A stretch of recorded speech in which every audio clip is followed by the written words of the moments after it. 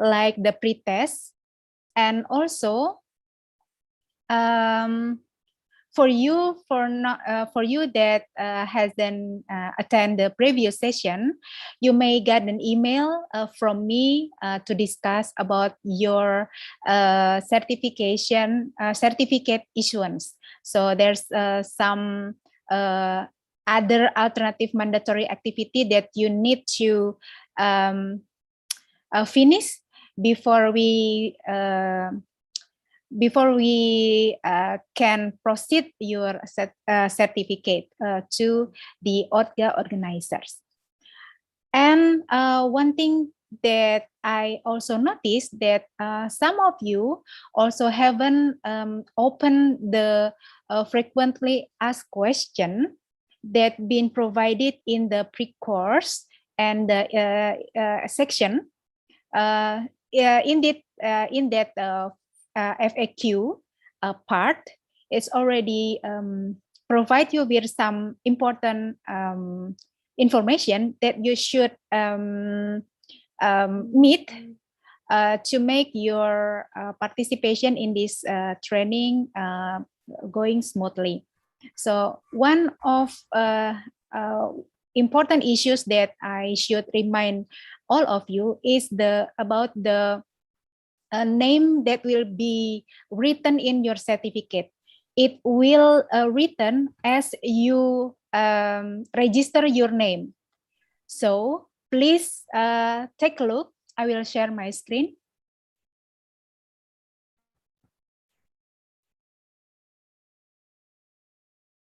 Yeah, I hope that you can see my screen.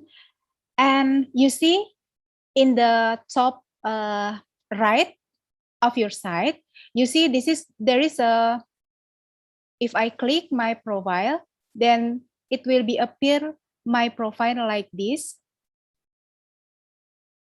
And the name that will be printed for the certificate will be exactly like what written here. So if you have to check whether your name already fit with what you expect. Otherwise, you should do the edit profile by click this one.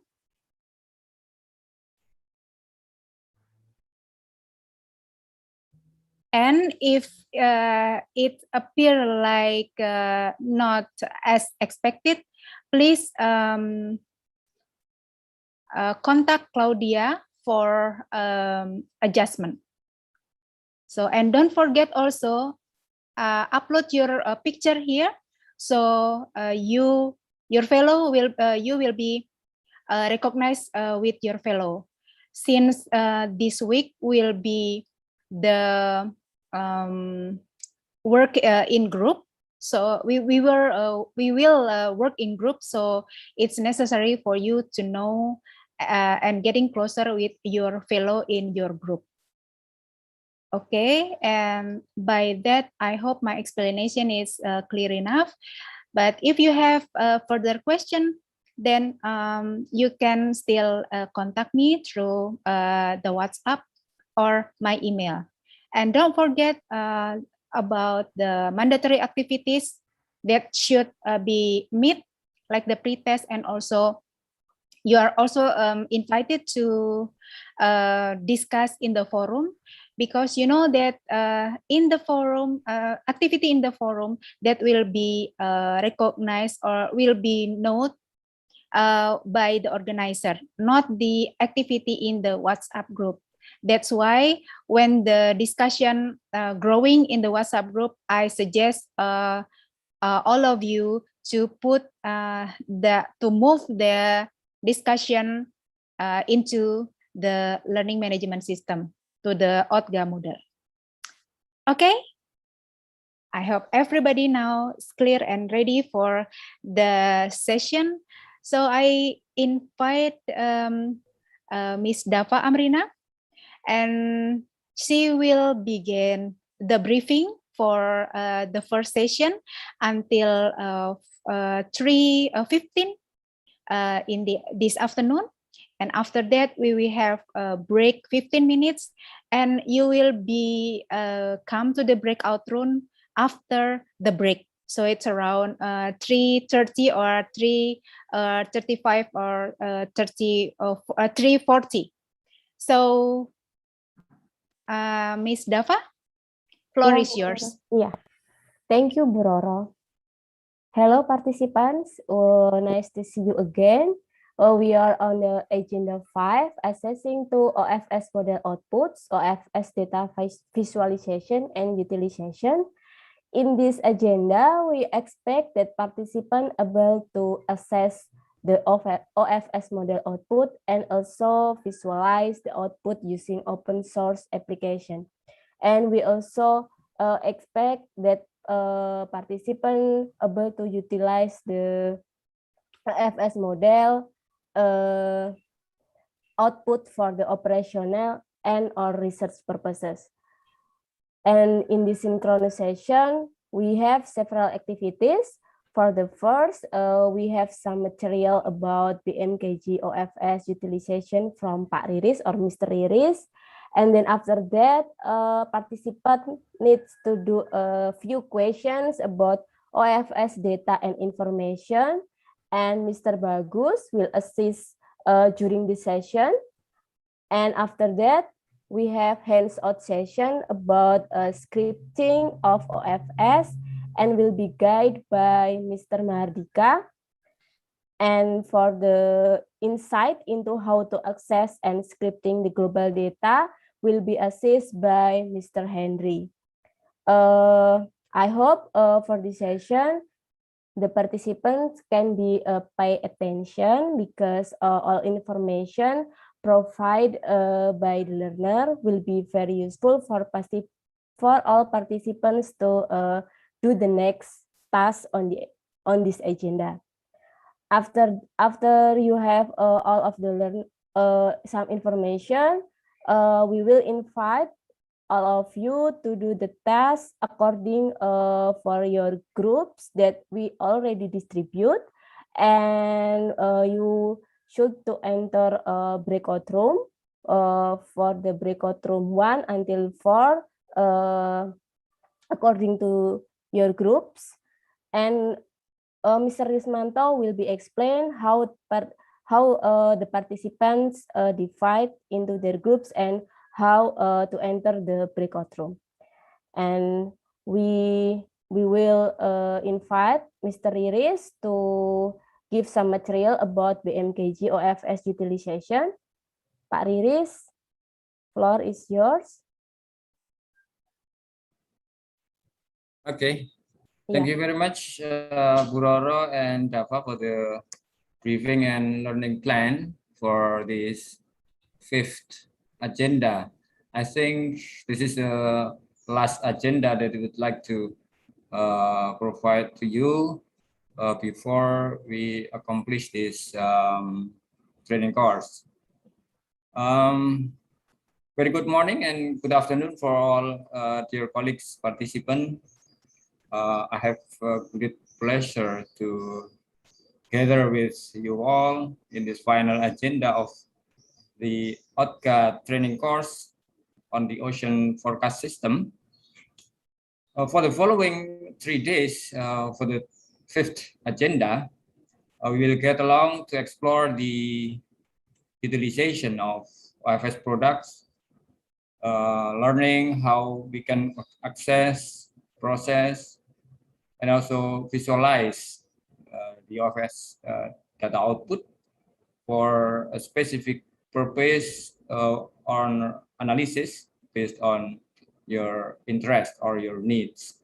So here I will be accompanied by the team from Center for Marine Meteorology OFS team, who in charge in daily operation of our OFS, and also its data processing and visualization for various BMKG users. They are Rismanto, and then Bagus, and then Henry, Dika, and Dava. And during the coming 3 days, they will assist you to learn and exercise primarily how we can process the OFS output data for analysis purposes. And then they will also guide you for the final assignment or small project as a mandatory task that's already explained by Ms. Roro in the beginning, that all the participants should fulfill in order to get the OTGA training certificate. So, okay, appreciating our OFS team for further detailed lecture on this OFS data utilization and processing. I will give you a brief introduction.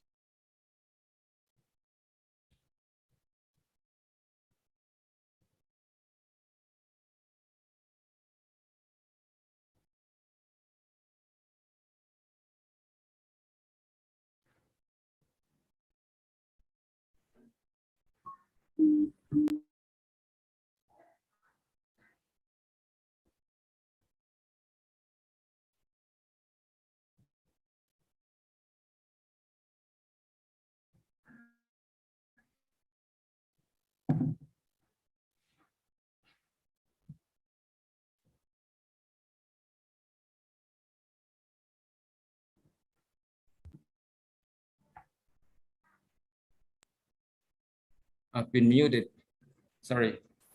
Can you see my screen?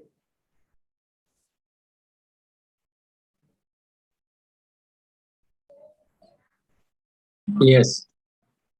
Okay. So I will not take too much time for this session, because the main session of this fifth agenda will be exercising, dealing with OFS data output, and then make small project or analysis based on the assignment that will be given by our training team.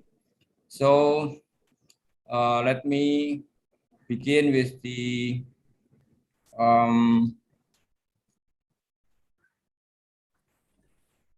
brief introduction about the OFS data utilization.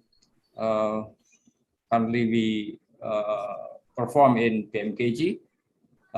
So this is the outline of this short lecture. Firstly, we will see the sum of limitation of OFS, and then we will also check out what is the OFS products available in the website for operational use in PMKG, and then also we will see how OFS can be utilized in several activities to provide the service for public.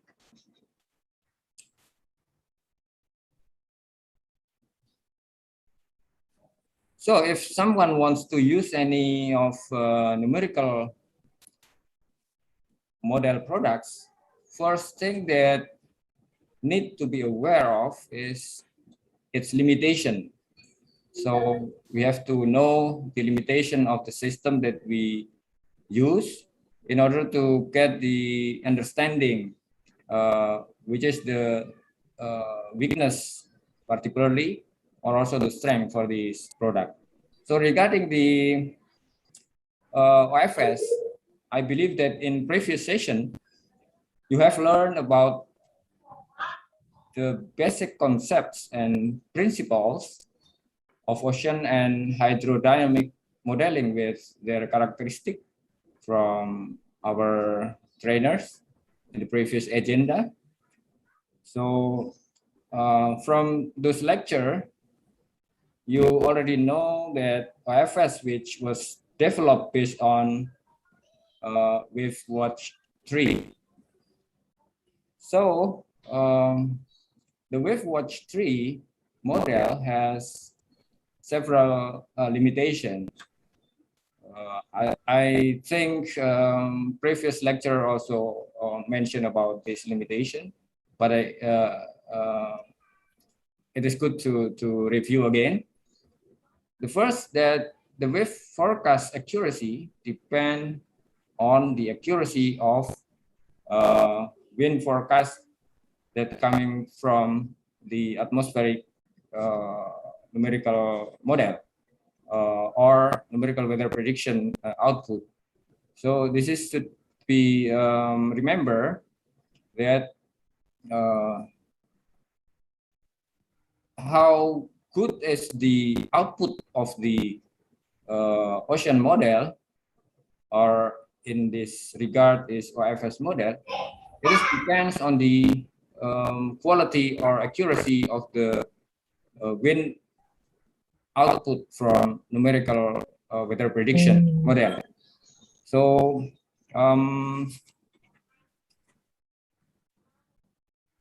you already aware, I think, the input that we use for this OFS coming from several models,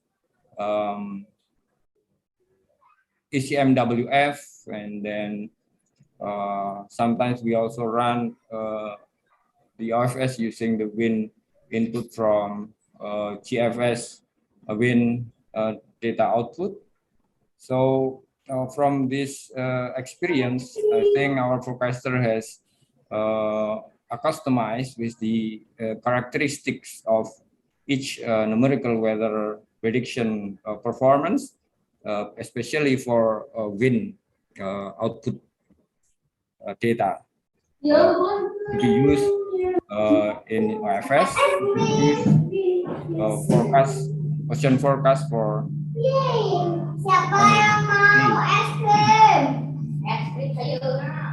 so here's the second limitation that we have if we use OFS, that the Wave Watch 3 model as the basis of this OFS model is designed for deep water.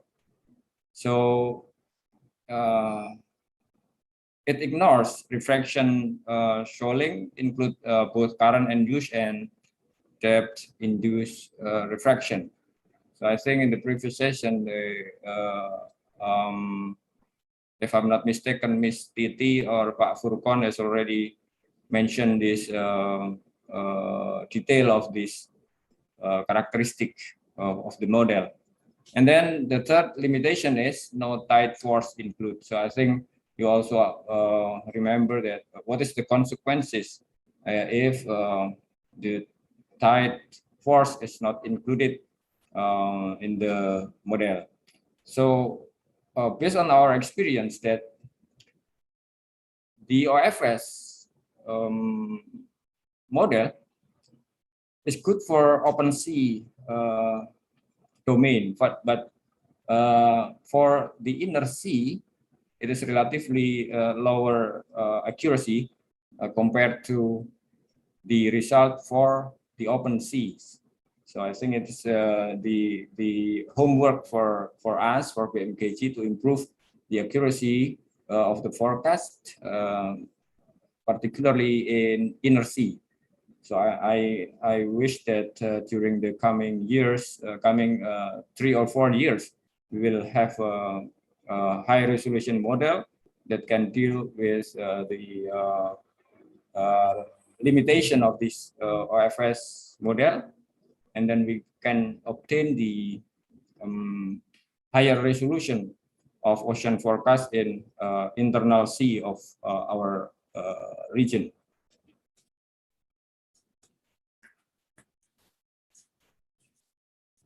So as the OFS model rely on wind data input from atmospheric modeling or NWP, such as ECMWF, GFS, WRF, and then also IFS, etc. It is useful to look at the global wind observation as reference to evaluate which NW model that perform the best for a particular period. There are some websites that provide free access for ocean surface wind that obtained from space-based measurement from the satellite. Here's the one source that you can find in the internet, comes from NOAA, the National Environmental Satellite Data and Information Service. In this website, you can find the satellite surface ocean wind data that the result from various polar orbiting satellites, and then gathered by NESDIS and provided to users, and it is freely available. You can have a check in the website. The address, it's written in the below presentation. So satellite-based sensor on board the polar orbiting satellite are capable of systematically providing measurement over the entire globe. Sensors operating at microwave frequency can perform measurement of the ocean surface during day and night under all weather conditions.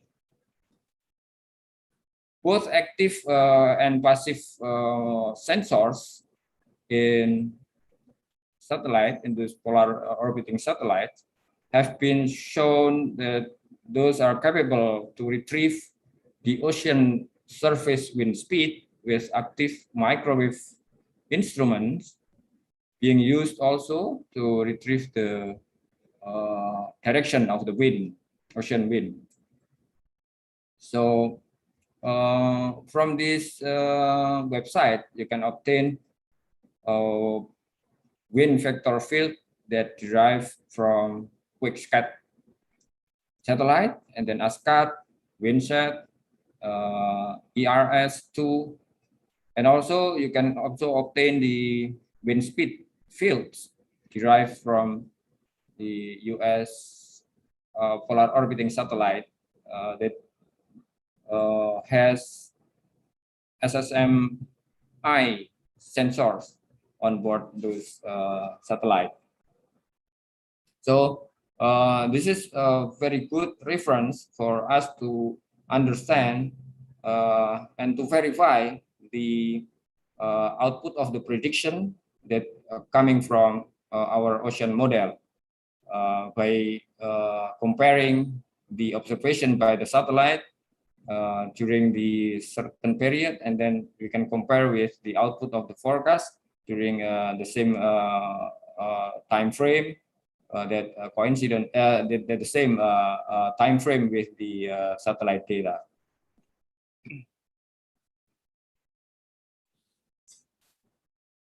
In the next,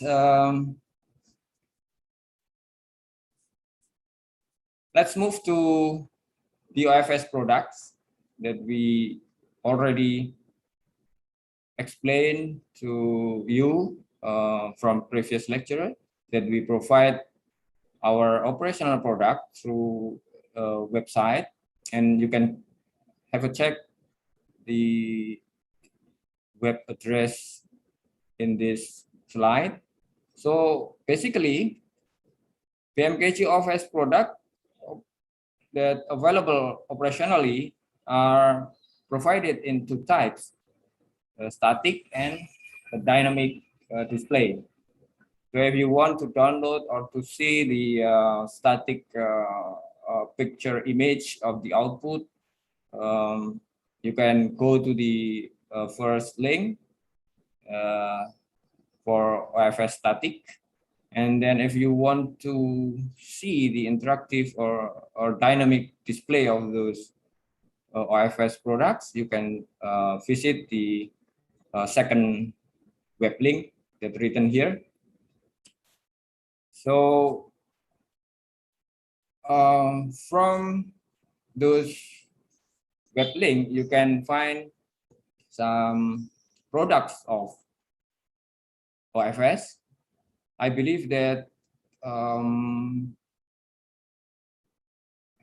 maybe Henry will explain also, or maybe previous lecturer also already mentioned about this. There are several product of INAWaves. You know that OFS of PMKG consists of two components. One is the INAWaves, and then the second one is INAFlows. I think Pak Andri also already explained it, the components of the OFS of PMKG. So the product of INAWave, we have a significant wave height at the top left panel, and then the second one below is the primary swell height, and then we can have also the wind speed and wind direction plotted in the Indonesian and surrounding area domain, and also the mean wave period. So beside that, we also have the primary swell period, and then wind sea height, and also the wind sea period. So all of those products has capability to give 10 days forecast, but this product is updated twice a day. So each running, it covers for 10 days forecast for each products. So let's move to the output of the second component of OFS, which is INAFlows. From INAFlows, we get the forecast for sea current, and then sea temperature, sea salinity, and also the sea level.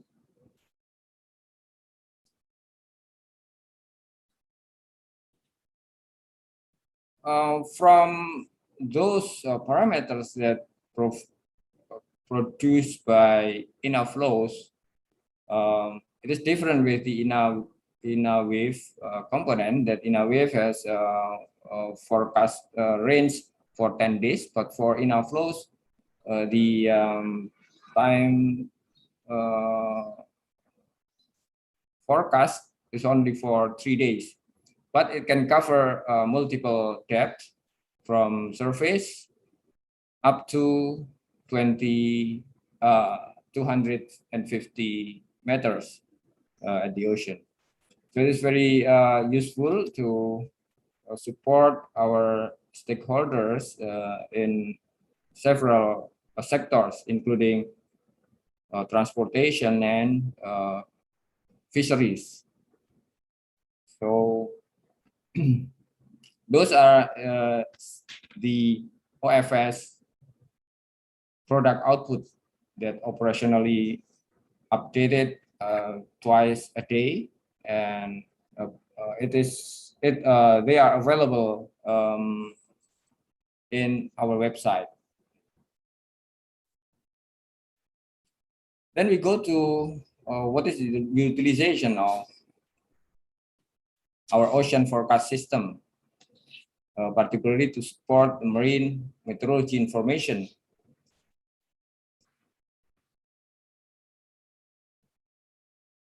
So perhaps some of you, especially who comes from National Meteorological and Hydrological Services, like Pagasa, and maybe some of other colleagues also affiliate to respective national meteorological services.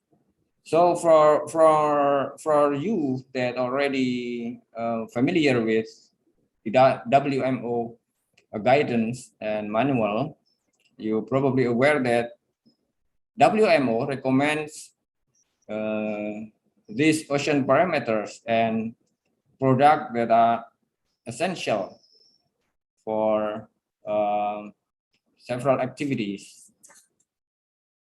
The OFS output that support for shipping operation, and then also for port operation and other ocean service, include also for search and rescue operation.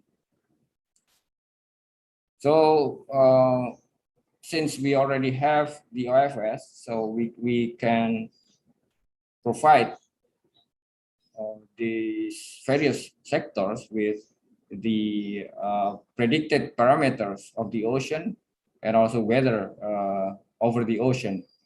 So it is very, very useful to have OFS in KMKG. Then let's talk about the parameters and product that OFS provide for marine meteorological services for various activities, include for shipping activities. So usually the parameters forecast that needed for shipping operation is wind, both of the direction and speed, and then also the wave height. And also important to provide the users for shipping activities with the predicted ocean current in the region that they perform their activities.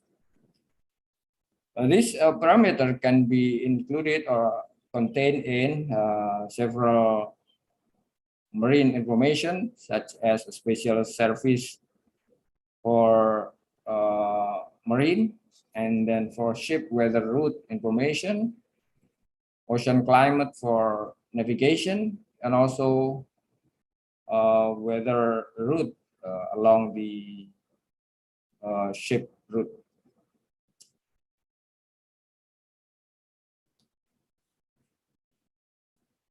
Another application of utilization of the output product of OFS is to support the fisheries sectors or activities. So based on the recommendation of WMO, these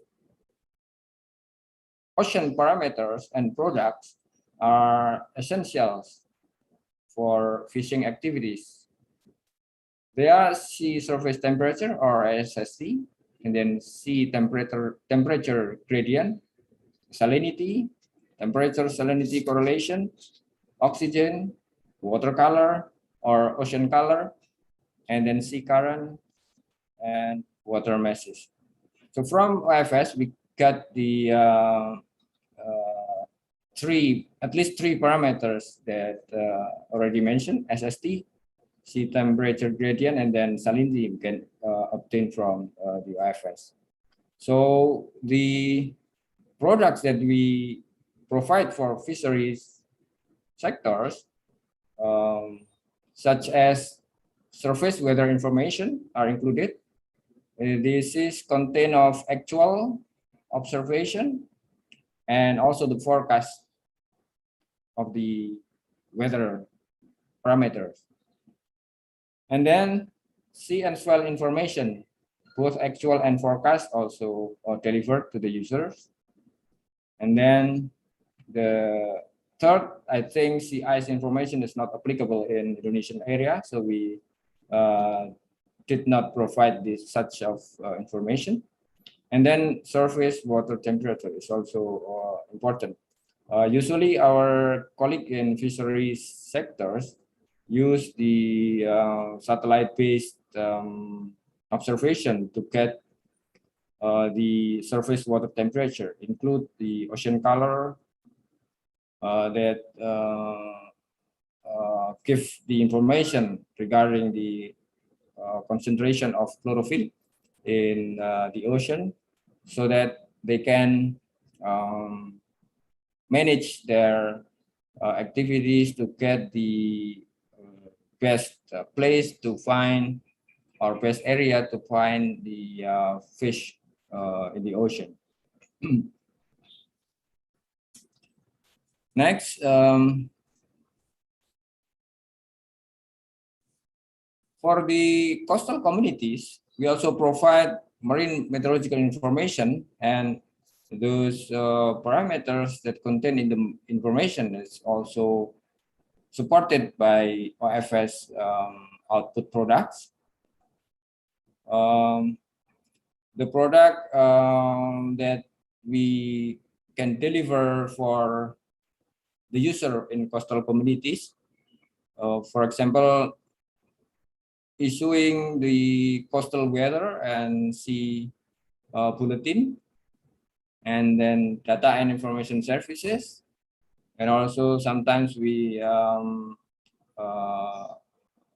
get the request from the user or customer for specific advice regarding marine meteorology for the construction, or maybe for offshore operation also, and etc. So include also the marine climatology information that needs the parameters that resulted from our OFS system.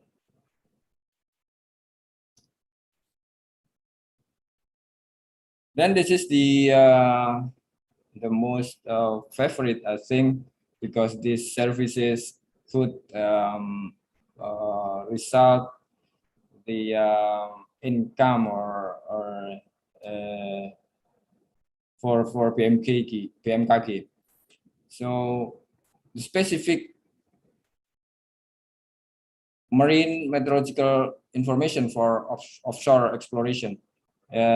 So up to now, if I'm not mistaken, we already provide at least more than 25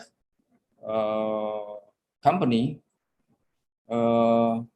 for such kind of information for oil and gas exploration offshore throughout Indonesian area.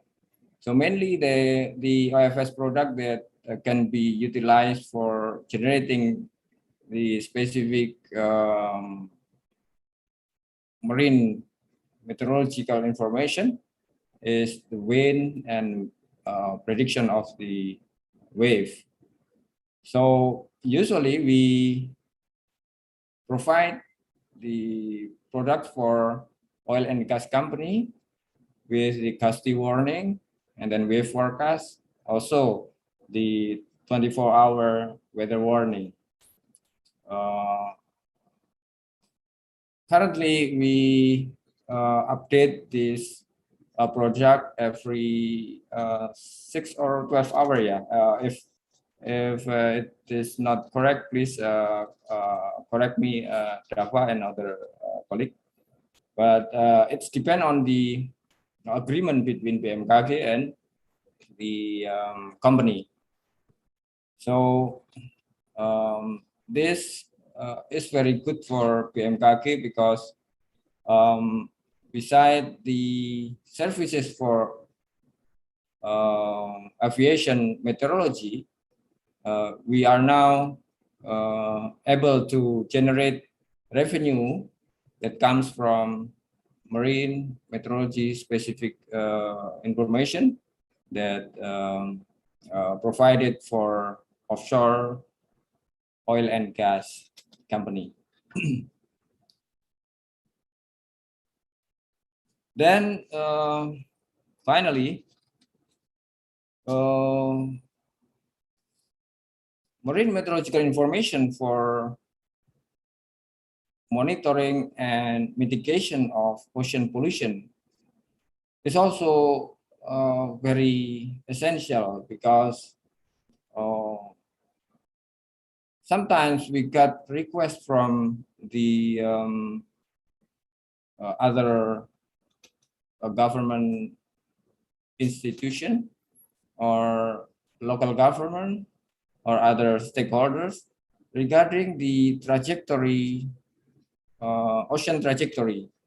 Is dealing with some of oil leaking in some offshore oil rig, oil platform. So in this picture is the example when we experience the oil spill in Batam area nearby Malaysia and Singapore. And this is a relatively big issues that we faced also several years ago, 2017, I think. And then to provide support for mitigating this oil spill, we at that time we have collaboration with the Meteo Frank to produce this product for ocean trajectory. So I hope during the current project that will also develop the dispersion and trajectory model, we can operate more high resolution for this trajectory and dispersion model for supporting the environmental issues in Indonesia. So that's all for the brief information as an introduction before you and other colleague participant will have the next agenda for this fifth agenda training. So back to you, Java. Yeah, Thank you Pak very Riris. much. Yeah, thank you, Pak Riris, for the good information for us. Okay, before we continue to the next agenda, I will remind, like Pak Riris said before, that we in this agenda, in agenda 5, we have 3 days ahead till Wednesday. We still have a synchronization till the Wednesday. I will remind to all participants that tomorrow also you can continue your mandatory tasks in LMS, and you should to wrap up your final presentation on the last agenda 5. Next, we have some question to all participants that Mr. Bagus will lead this question. Yeah, Mr. Bagus. Mr. Bagus? Pak Bagus? Yeah, Dava. Yeah, are you here? Yeah. Yeah, Pak go Bagus? ahead. Yeah, you can start the question to the participants. Okay, thank you, Dava. Good morning and afternoon, all participants at OTGA training course in 2021. Yeah. Okay. It's time to quiz. Let me introduce myself. My name is Bagus Pramujo. Now I in charge in management of marine meteorological observation at Center of Marine Meteorology BMKG. Like you, I had experience as a participant at OTGA training course in Kuala Terengganu, Malaysia in 2016. And now, before we continue the OTGA training material related to the OFS data accessing, I will invite you to play a quiz. Uh, I'm sure you are familiar with Kahoot application, because I look and I see at the day one,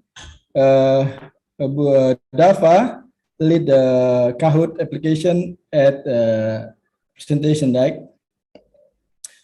Okay, so can I share the screen? No? Yeah, yeah. You can share the Okay. screen.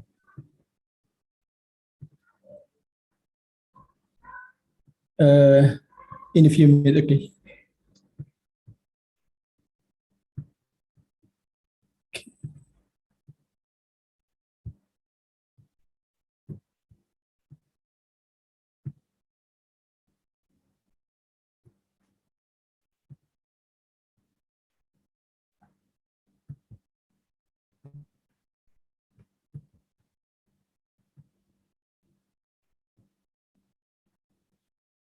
Can you see my screen now?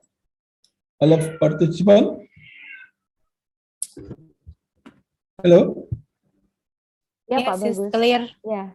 Okay. Clear, Pak Okay. Bagus. Yeah. Uh, uh, this quiz is consists of 10 question. You must answer the question within 20 seconds for each question. I think this question is not difficult for you if you have studied the matter about the OFS data exist before. Ah, I see. You are right now. Okay. Are you ready to play? In here, there are 36 participants, right? Okay. Once again, please join the Kahoot. Yeah, there is Elani, water. Oh, water. I don't know what the mean of water. Adlina, Eko, Indrawan, great. Yeah. Ferdi from Padang. Daisy from Bagasa, yeah. Filipina. Okay, can we start the quiz? Please type if you are ready to play the quiz.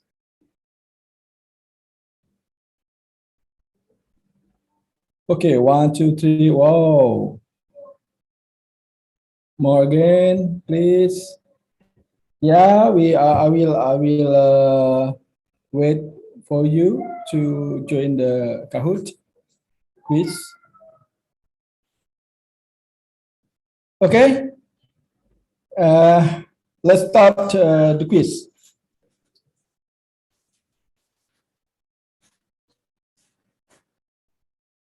Yeah. Yeah. First question. Which one is not data format for scientific array? Come on, guys, to answer the right answer, yeah.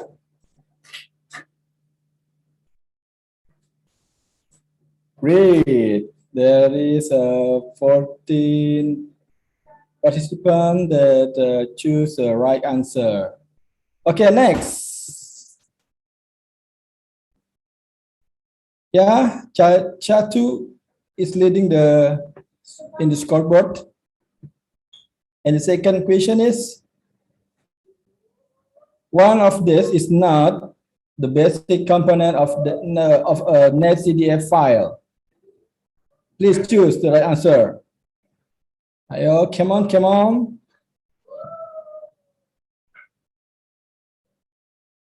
I think it's very simple to you. It's very easy to you. Wow, great. 16 participants that right answer. Yeah, now Ariel is leading the quiz. And next, choose the right answer. This is a part of Python language program. Yeah. Come on, guys.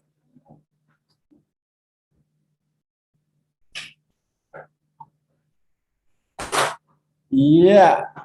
Oh, still 12 participants that right answer. Okay. Who's leading? Ballot. Who's ballot? I don't know. Okay. And then which one is not the utilization of OFS? Ah, it's very easy for you. Yeah. If you learn about the material in the day 1 and day 3, you can answer this. Oh, 23. Okay, next. And Ariel Pagasa leading the quiz in scoreboard. Yeah, question 5. One is the Python module to access data in OpenDAP server. Okay.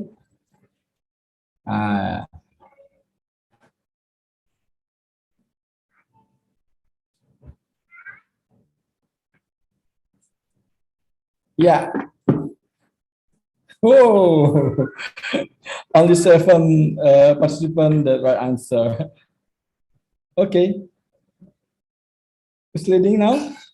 Oh, still Ariel. Okay. And question 6. Yeah. Why should a forecaster be aware of the model shortcomings? It's very easy to you again.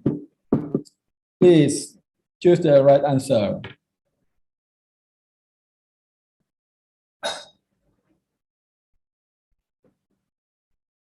Yeah. Oh. Okay. Next equation. And now Rob from Pragasaya lead the quiz in scoreboard. And questions 7, yeah. This is a part of language for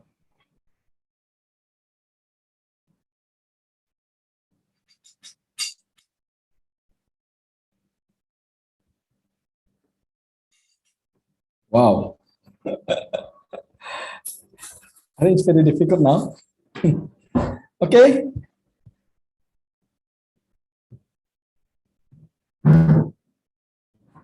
Number H. Choose the right answer. Yeah.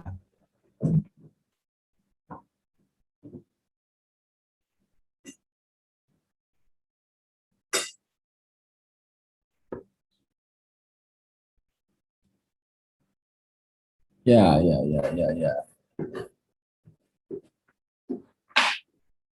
Yep, good. Only 4 participants that right answer. Still Rob. Still leading the quiz. Okay. Question 9. One is not the product service of meteorology information for shipping purposes. Okay. This is very easy to you.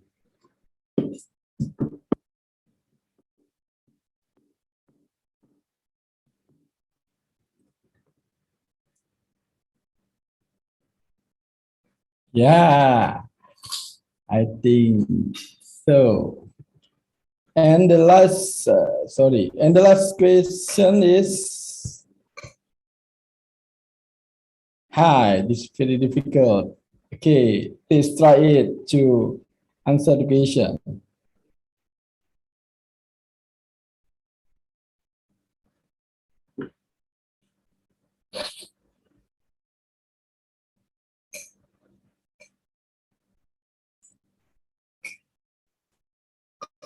Yeah.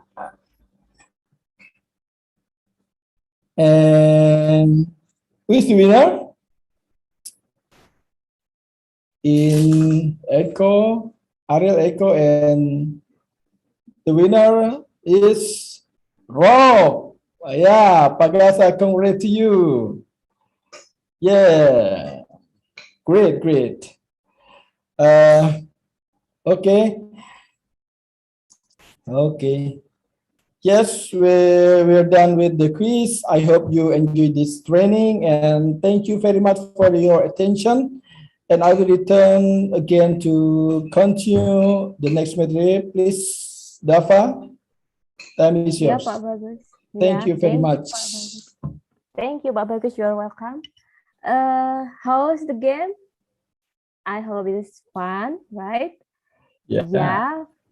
For the next session, we have a hands-out about the BMKG OFS scripting and also by Mr. Mahardika.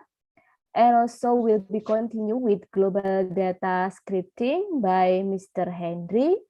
I hope all participants will pay more attention because this information will be very, very important for participants to do the mandatory test on the final agenda 5. Okay, for Mr. Mahardika, time is yours. Well, thank you, Mbak Dafa and Pak Bagus for the warming up.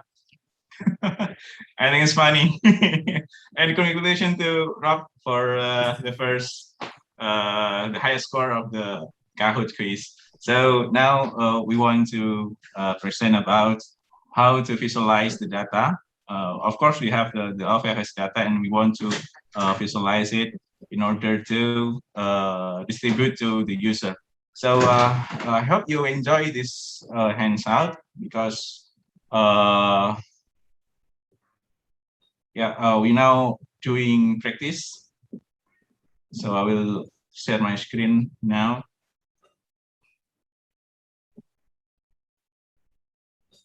Yeah, is it clear for you to see? Yeah, clear. Okay, thank you very much. First of all, you can open your own hands out. First, you click File. So at first, let me ask you a question. Has you received the link or the URL for this handout? Yeah. You can type it in the chat box if you have already received the handout link. Or I will send it again to the chat box.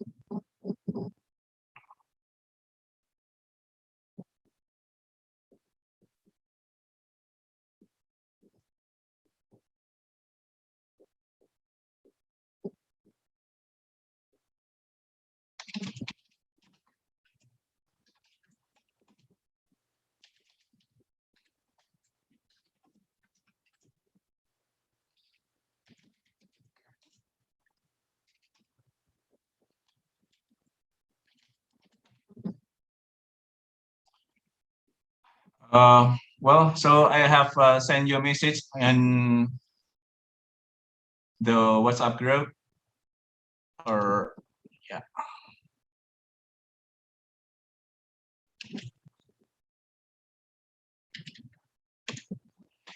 So now everyone can open this link and open the handout. The first, we will copy the handouts to our own Google account. So you can just click File and save a copy in a drive. With the second, and Yeah.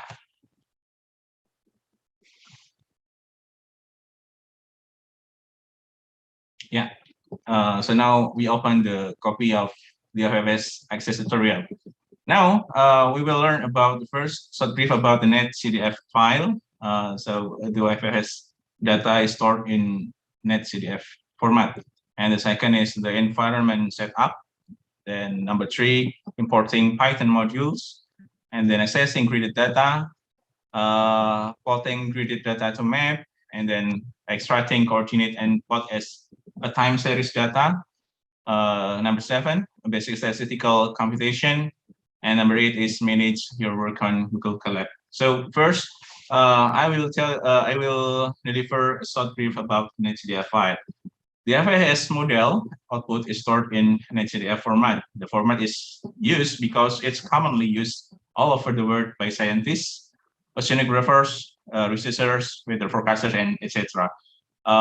It's easy to use because it's globally used by the people. So here is the illustration of data storing in NetGDF. You can see the axis, 3 axes here. The first axis is or y-axis is latitude, and then the x-axis is longitude, and the z-axis is time. So we have 3 graded data here: the white, the green, and the yellow. It's illustrated. We can say this is the air temperature data. The data is different, moving in the longitude and latitude and the time. The data stored in NetGDF is simply illustrated by the image above. This data have 3 axes, that is latitude, longitude, and time. There are more example about the NetGDF data that has 3 axis. For example, for the sea current, they has 4 axis. Is the depth. So here is the basic components of NetGDF files. The basics components, there are 4 basic components. They are dimensions, and then the variables, and then coordinate variables, and the attributes. This 4 is the basic component of NetGDF files. A dimension is used to identify and categorize this value, the value or the data based on the certain axis. Dimension in NetGDF data used to represent actual physical dimensions like latitude, longitude, time, altitude, or depth. The next is variables.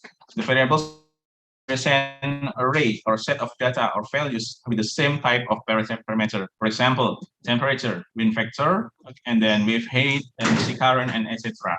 A variable has a name, data type, and a shape of its dimension.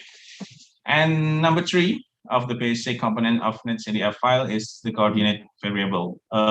There are variables and coordinate variables. The difference is a data variable may have 3 or 4 dimensions, but a coordinate variables is associated with the dimension of data variables and define physical coordinate relating to the dimension.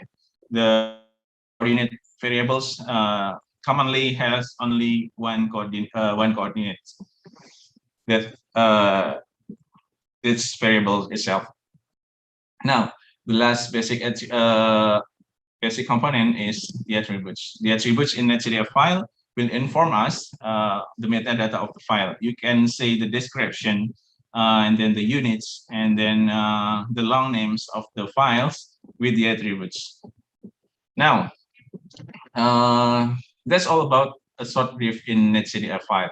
So we move to the next chapter, that is environment setup. To start the project, we need to install some software. Of course, in here we need the Python packages that we get from the Miniconda. Miniconda is a package manager, so if we install the Miniconda, of course, it also will install the Python. And then we need a base map and base map data high-res is a module to plotting a graphic data into map. So we will plot the data of the OFS using base map. Next is an HADF and X-array. This module to accessing the grid data. If you remember from the quiz, there is a module to accessing the data in the OpenDAP.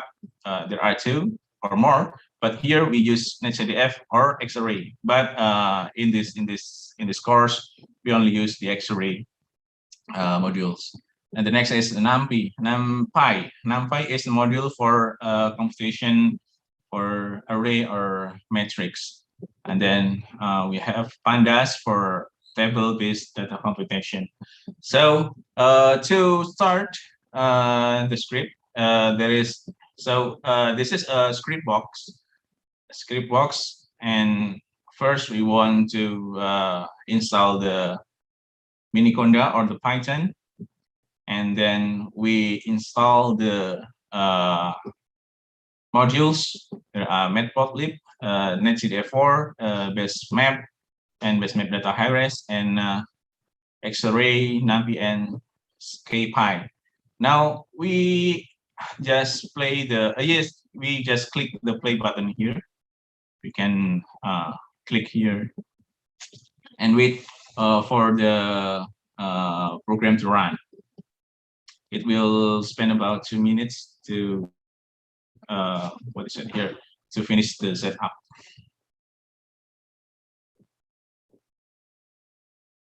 Yeah.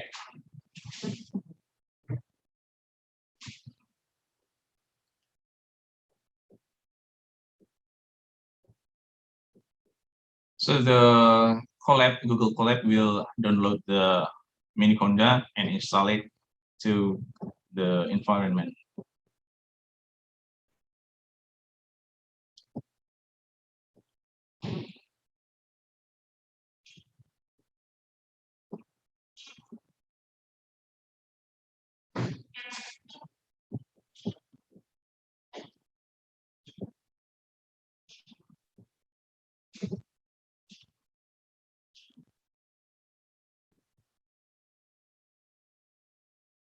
Yeah.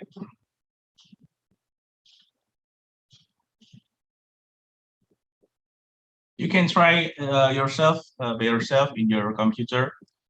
The package is not installed in your computer, but it will install in the Google Collaboratory in the server. So you don't have to worry about your computer.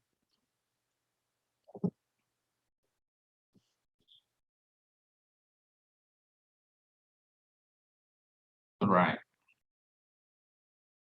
Yeah. And now we are installing Conda, NumPy, and Skype. All right.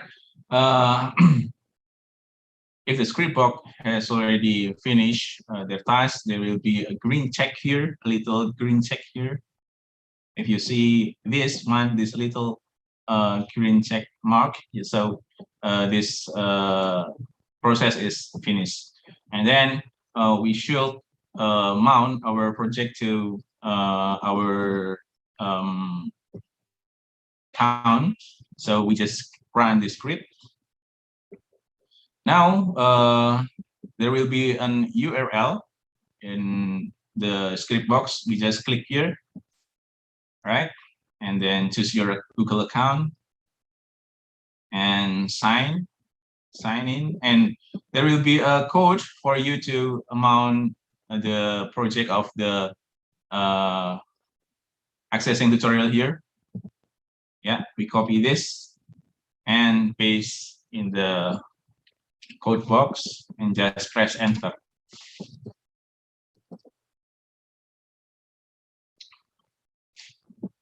Yeah, it's already mounted at content drive. So we refresh, we can open this folder icon, and then the drive is already here. Yeah. So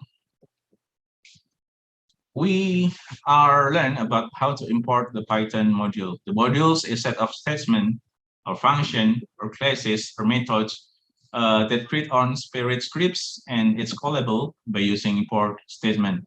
If you can create your own module using your pre-built or installed module in your system. Most module is maintained by community and upload on repository or channel.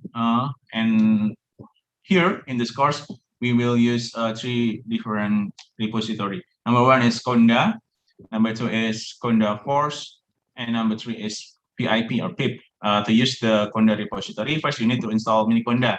So we have already installed the Miniconda, so we don't have to worry about it. Now, if you want to see the list of the installed module, you can just write the script pip freeze and Conda list, or you can just play the click the button here. Yeah, the modules that we have based on the PIP repository, and now we can see the Conda repository. Yeah, there are a lot of modules that installed in our project. Now, to use the module, you just can type like this. Just type import and then space, give space, and module name. For example, import numpy or import xarray and etc. Or use the submodule. So basically, a module have a submodule. For example, from matplotlib, yeah. There is a module called matplotlib that has a submodule. So if we want to import basemap from the matplotlib, we just type from matplotlib import basemap and so on. And then to make it shorten, so sometimes the name of the module is too long for to type. So we just simplify it by use S for the alias, import numpy, S and P, and so on. So when you call the module, it simply call the alias, which make your code cleaner. So the next is we can just run the script by click the play button here. Yeah. So in this course, we will use numpy modules and the pandas, xarray, OS, get pass for the password, and then matplotlib, and then basemap and pyplot. It's like we say before that there are submodules.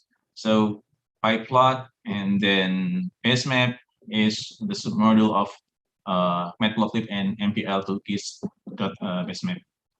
So if you want to read more about our modules that we use, you just can click this link after this course, or of course here's some link to read more about our modules. There are numpy and then pandas, xarray, matplotlib, and basemap. So now we move to the accessing grid data. In accessing grid data, we use 3 options. There are 3 options to access the data. First is xarray.open_dataset. This is used if we want to only open only one or single dataset. If you want more than one dataset, so you can write xarray open mf dataset. And if you want to open dataset and load it in a memory, so we just type xarray load _dataset. So we have a dash module, DASK, dash module for parallel computation. It will help the computation to get faster. So to get the result of the computation, you will need compute in the last of the script. So what day today is August. You can edit this this date. Yeah, we use this 2020 and the August.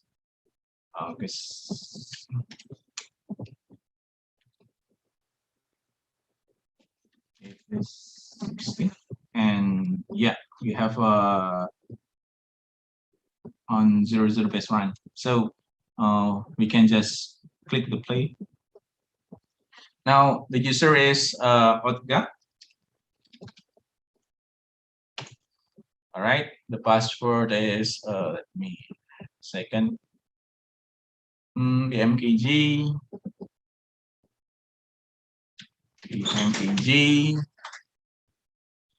OTGA 2003-1. Right.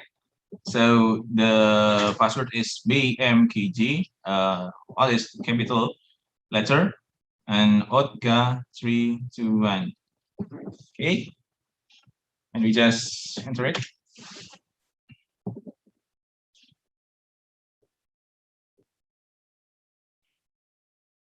It will need the time. So here it is, the display of the data set that we open from the our server, the OFS data of Indonesian INAWIF. So we can see here that there is a dimension and coordinates and data variables and attributes. Here is the global attributes, for the whole set of the data set. We have 3 dimensions here, the latitude and longitude and time. And there are 3 coordinates here based on the this dimension. So this is these are also the variables, but this is coordinate variables, longitude variables, latitude variables, and time variables. So now we have about 17 variables, and we can just click here for the attributes. Yeah. HS is the long name is significant with height. Its units is meter, and we have also this is wavelength, I think, and we have with mean wave direction, and we have U component of beam is a vector, and V component of beam and also a vector, and also Hamax is maximum with height. So these are the display of the data set that we have already accessed. Now, if we want to, we can just open the script, open the data set for we can encode the times. So we just run the script and wait until the process is finished. Now the difference,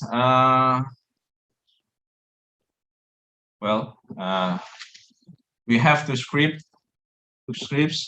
The first one without the decode. The first one we use the decode time, and the second is we don't use the decode time. What make this different is the first we have coordinate time. We can see here the date time will be shown as like the format that we commonly use. It's like 2021 in August, and the date is 16 for time. Time is in UTC, so this is the for yeah, and then 3 o'clock, and then 6 o'clock, and so on. So if we don't use the decode time, there will be a number that is representing the there is a units here. So zero means 0 minutes since this time. So 180 minutes since this time. So what makes difference is just the time displayed here. Yeah, this is if we use the decode, if we decode the time, and the second is if we don't decode the times. So here is the whole illustration of the data set. There is a coordinates here, lots on and time, and the data itself, the variables. Maybe here is significant wave height, and the second is maximum wave height, or etc. That we call it as a data arrays. All the data arrays and then the coordinates is called data set. Based on the output here, we can get information of dimension of the graded data, and then coordinate information and data or the variables itself and the attributes. Now, if we want to select the variables that we want to use, we just use the pointer method, and just like this, we can call it ds. ds is the variable for the data set that we has already opened. So ds is this. The data is for the V3G with what's 3 global for now the dates and 16 August of 2021 on 0 o'clock the base run. So we use ds.hs, or we can use the format like this, ds, and then hs like this. And we can also select the time or select the dates, just like anything we want. We can use the time we have. If we need the time range data, so we use the slice command. So we use ds.hs cell. It means select time, slice the time between 2021. We still don't update this date. So let's see the selecting data. We practice for the selecting data. The special data is ds. ds is the data set, and then hs is the variables, significant wave height, and we use ecel. Ecel is integer select, so we use time for the index, not the format like this. So we can actually choose between ecel and cell. Ecel is used for you to selecting the data based on the index of the variables or the coordinates here. So we have the first time, that means the index is 0, and select the latitude slice between minus 15 to 15, and longitude slice between 94 and 145. So here the data we can show to you. Yeah, this what we call a data array. Data array from significant wave height.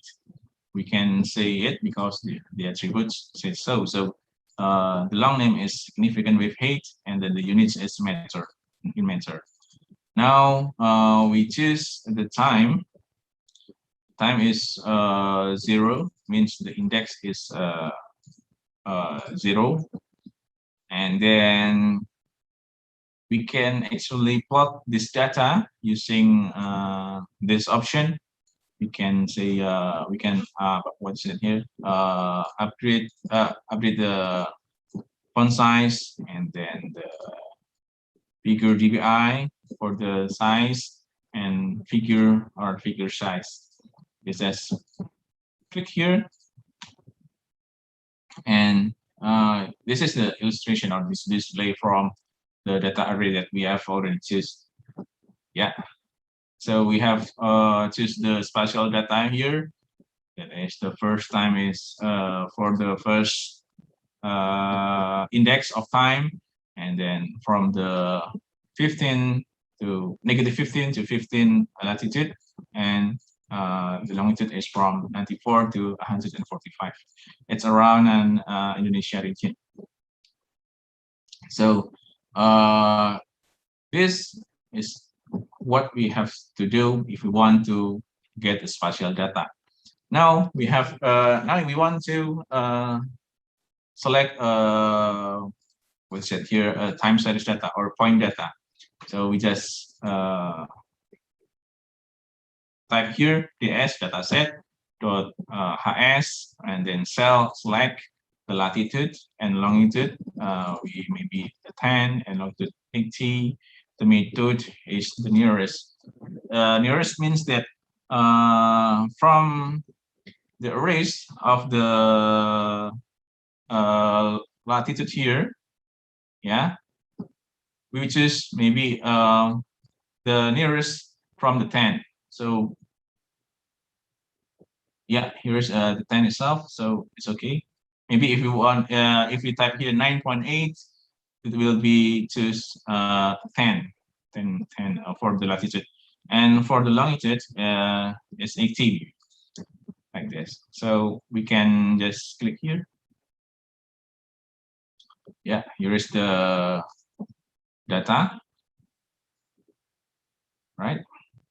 So we can plot it in a simple ways. Yeah, voila. So this data is plot in the simple graphic, which is for all the time step, and we choose the longitude in 80 and latitude in 10. Positive mean the positive value of latitude means in the North Pole, and not pole, but not what's that here? Not coordinate, and the 80 positive means the eastern coordinate. So there we are. We have already choose the spatial data and point data or the time series data. Now, if we want to plot into a better visualization, we have to plot the data into a map. So this step will we plot the data for publication purpose, for maybe there's a request from the user, or we what's it here? We will publicate the data into daily forecast or etc. So here's the thing. What we use, what we have to do first is we need to slice the data from where to where. So here, the example is in the Indonesian region. The nation in Indonesian region, there will be -15 to 15, and the longitude will be 95 to 145. So we choose the first time step of the data, first index, and we can select the lat is this. Yes, we can use a variable for this. We can make this a new variable as slice lat, and then longitude is slice long. Then we also need the direction of the wave. So we choose the dir variable from the data set. So here's the time we have the same time index 0, and then latitude is the range between -15 to 15, and the longitude is from 95 to 145. Now we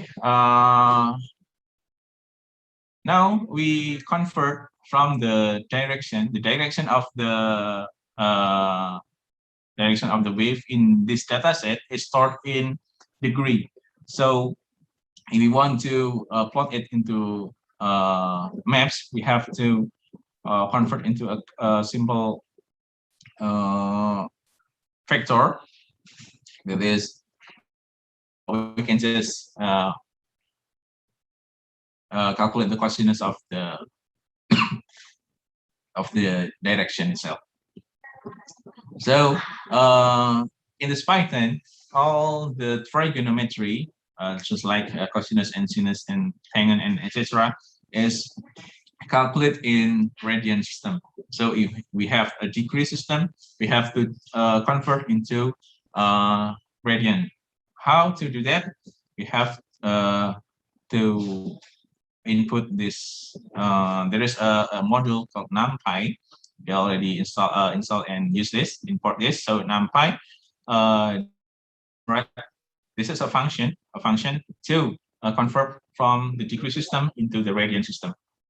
So we at first we change the coordinate system from the degree to radian, and then we calculate the cosinus. So we click here. Right now, we illustrate or visualize the data that we have selected. Selected data means the significant wave height. Yeah, there is a significant wave height here. And then U, selected U, which means the direction in the U vector, U coordinate, and then we have V, selected V for the direction in the V component. It's not the result, but it's just a visualization of the selected data that we have already selected. Now, we first, if you want to make a map of data, so we have to set up our map. There are several map properties that we have already set. Now, we need lat. Lat is the data of the latitude or array of the. Sorry. Okay. For example, lat is here. We need array like this for input for the mass grid that we will use for the map. And then we need a long. We choose the data of the longitude, the array data of the longitude. This is the way. Selected data dot lat to data dot data. This will produce the array of the latitude that the data from -15 to 15 of north, and then we have longitude data from 95 to 145. So LL CR, this is lower left corner longitude is the lower left part here. So the what is it here? What do you call it? The lowest value of the longitude data. We can just say choose the data by this this command, and then UR, CR, NR, and LOT is upper right corner. So here, upper right corner longitude. So this the most. I'm sorry, this already. This will be east, and it is west. So upper right corner is here, and it is we can choose in Python. We can use the end of the list by simply put the negative value here. So longitude and bracket -1 means that for example longitude. Yeah. This is ln in bracket 0, and this is ln. This is the low left corner, and this is the upper right corner longitude. So we just need this 94 and 145. Next is this is the same lower left corner of here, and then upper right corner of latitude here. And then here is the lat-lan line. That means we will use the meridian and parallel lines here. So means every 2 degrees we will draw the parallel and meridian. Arrow density is what is it here? The space between one arrow and another arrow, because we have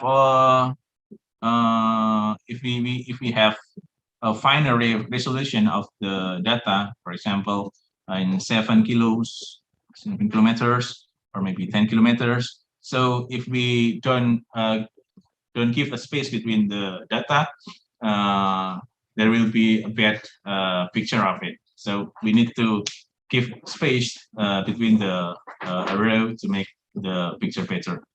And then arrow scale here is the size of the arrow of the direction of the wave, and this is the width or the size of the arrow itself. Now we just can make a new variable, that is we use the best map projection. The best projection for the equatorial area is Mercator. So we can you can what's it here? You can use another projection system by read the API here, the documentation in this link. Yeah, you can just read here for the more complete documentation. Now, we draw the coastlines and the countries, and this is the the color for the land, yeah, and then we fill the continents, and this is the function for through the parallels and the meridians. And now we need to set up our color map. Color map is used for the boundary from the value of the significant height. So we have the color here. You can use the application on your browser by click here. This is called color pick eyedropper. So if we point out into color here, so there will be a code, and you can write here. So this is the sorry. All right. So these are the color codes for our map, and we set the over value from 7 with the indigo. And this is the function to make a norm value for the color map. Now we use we will plot the selected data into a map. So we have to make a what's it here? The location are we have the latitude and longitudes. So we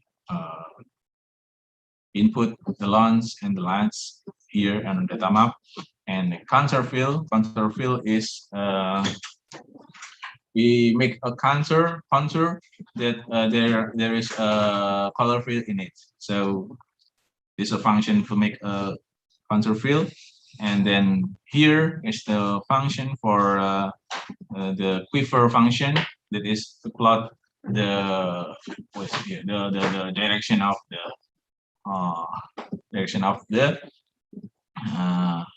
wave. And here's some legends and annotation. Yeah. Okay. This is color bar.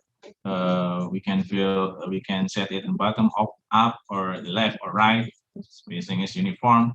You can write more about documentation in this link. So we move to title here, significant wave height, and font size is 22. This is the figure size, the pixel, and then here is the what's it here, the size of the picture. We can just click here and wait for the process, and voila, this is the result of our plot here. So if you have you already tried it? And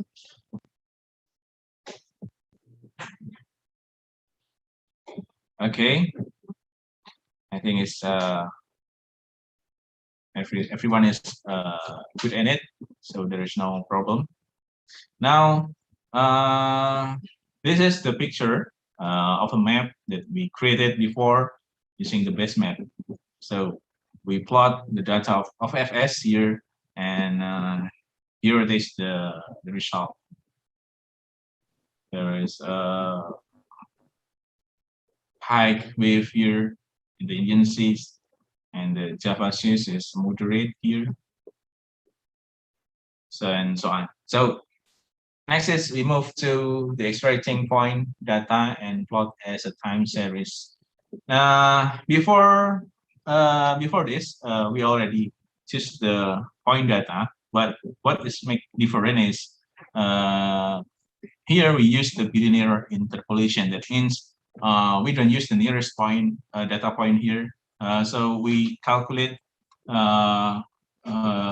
interpolation here with linear interpolation. If we have a point here maybe, and the data is only available here, here, here, and here. So the program will calculate the interpolation. So we have the bilinear method. Now, maybe we want to plot about. We want to make a plot between about significant wave height and its direction. So we input the latitude and longitude here, and we just the hs dot insert here to make sure that we use the interpolation, and the method is linear, not the nearest, and we use this command dot compute for activate the dash parallel computation. So yes, just let the click here.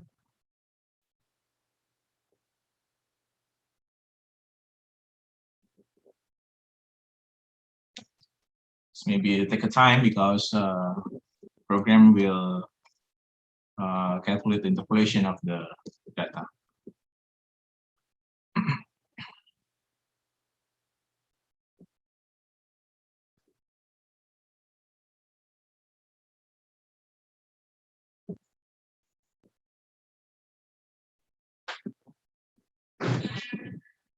Yeah, now they count about the, yeah, this is the result of the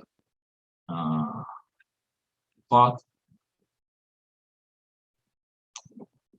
The blue line is the significant wave height, and the arrow here is their direction. So that's about the how to plot the linear time series.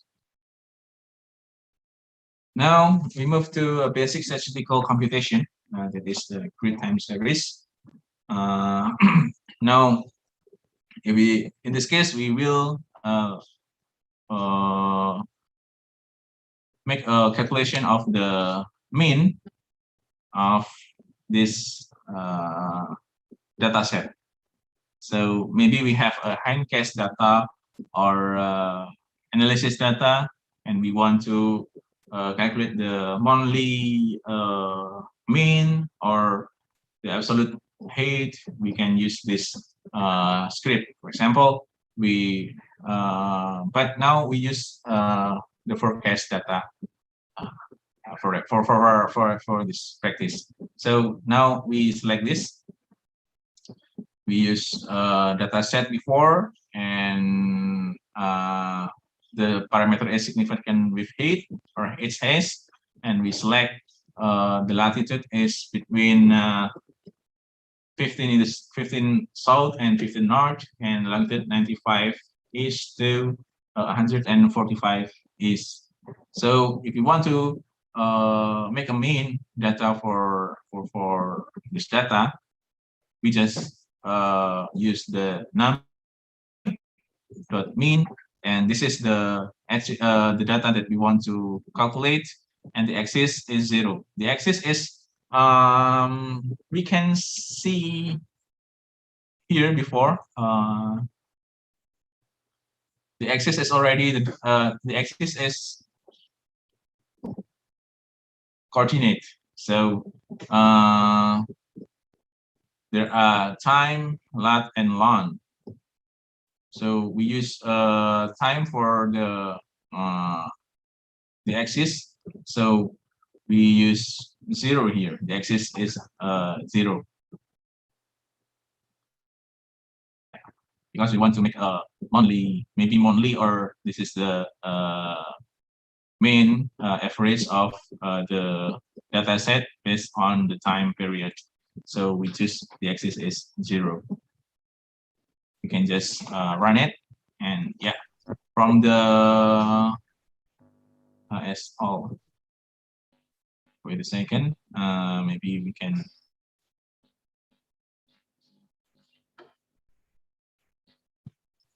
Before that, okay, I just will copy and paste the code here. What makes the difference?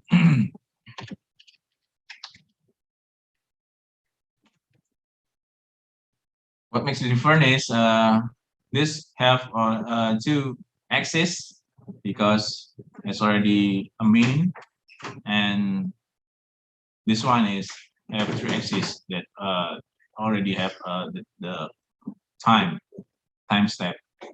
So if we make an average from the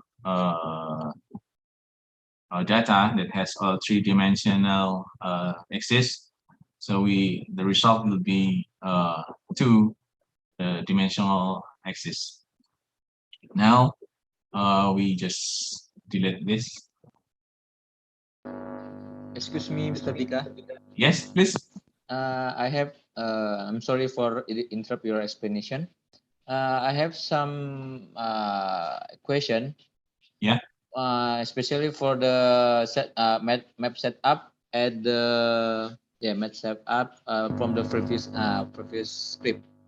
There is a lower left corner longitude equal lon 0. Yeah, the value is 0. What is the meaning of 0? Maybe you can explain again what is the meaning of 0 and the -1, and why can you use the real value as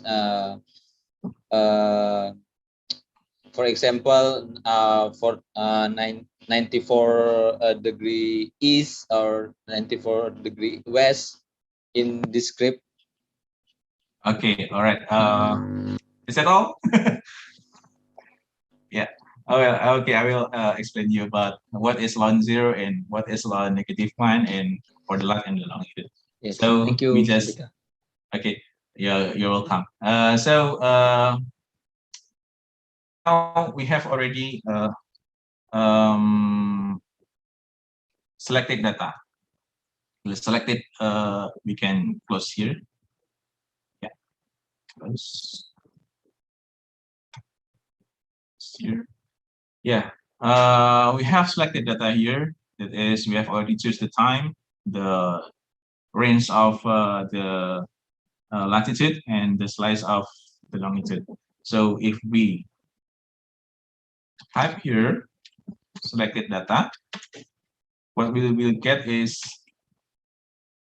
here the data array. Nah, there are already latitude and longitude, right?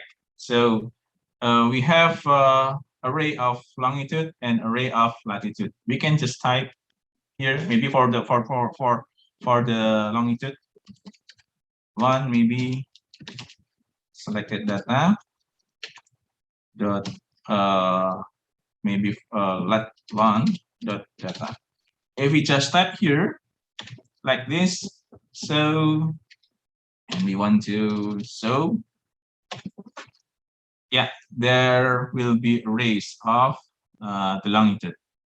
And if we want to low left corner long, that means it is the lowest or the first of the array, right? So we can simply write the number, but sometimes well, what's it here? As a programmer, we want just to make sure that the number is exactly the same as the longitude array. So we can right here 1 0. We can enter the number of the first or the lower left of corner longitude. So if we selected data pod, okay. So the lower left of the corner longitude is here. So we can already just type the 95 here, or we type here, and the value is the same, just like that.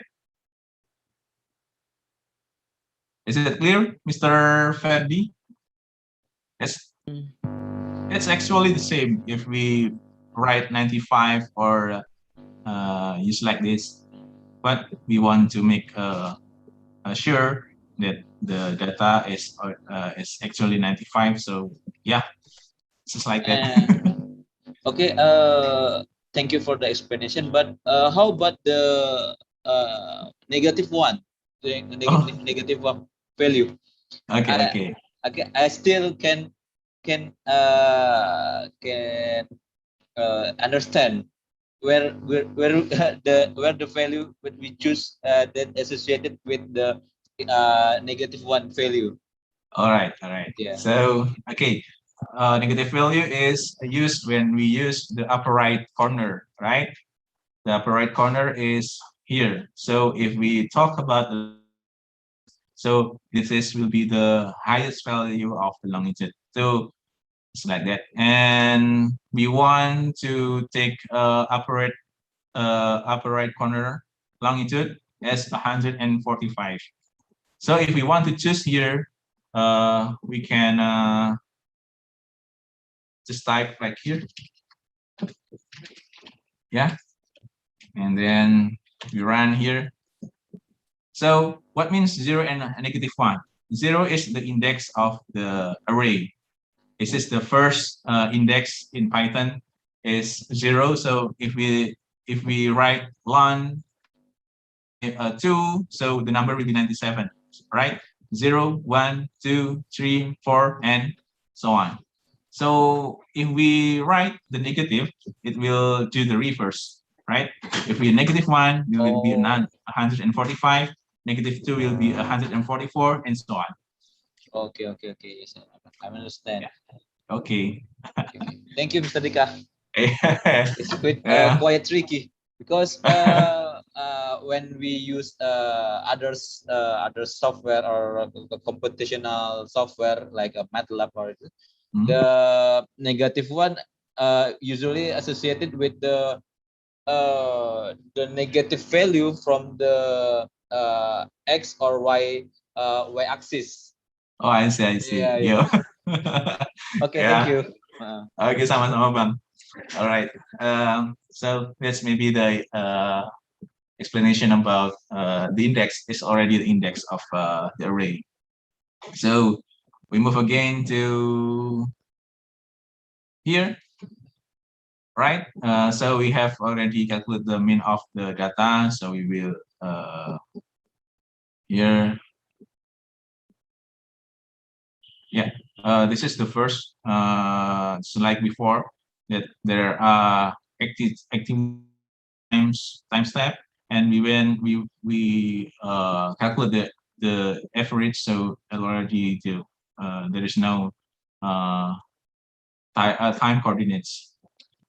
So if we want to plot the significant wave height mean, we just type as mean and plot. Yeah, it is the mean of the data set by the axis of the time, right? Okay. Now we want to calculate the what's it here? The direction of the wave. In the method, we can directly calculate by the direction of the wave of the wind by simply just calculate the average of the degree values. We have to change it or convert it into vector, and then we have to calculate the average now. And after that, we what's it here?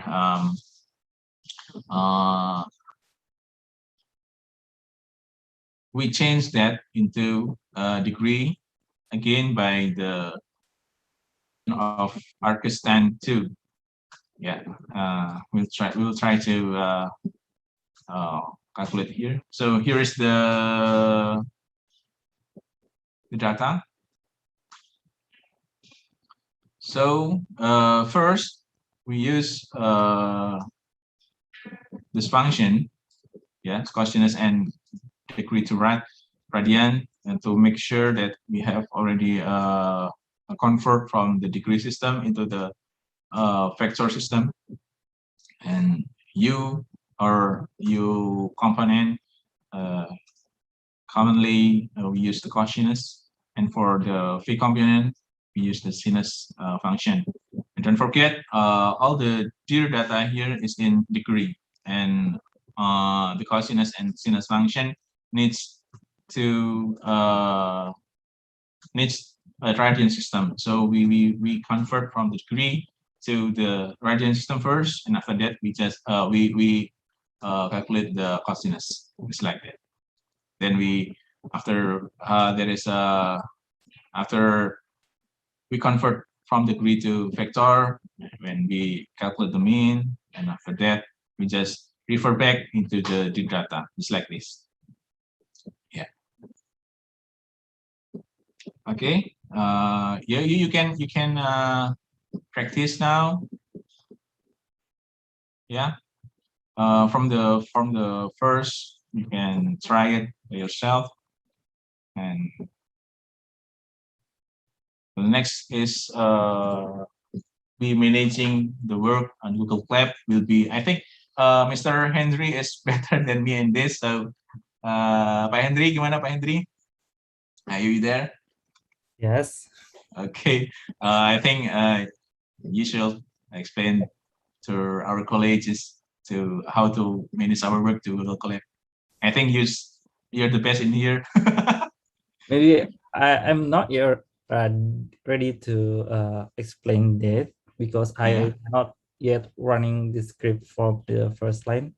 Can you just can I get your screen? Okay. Yes.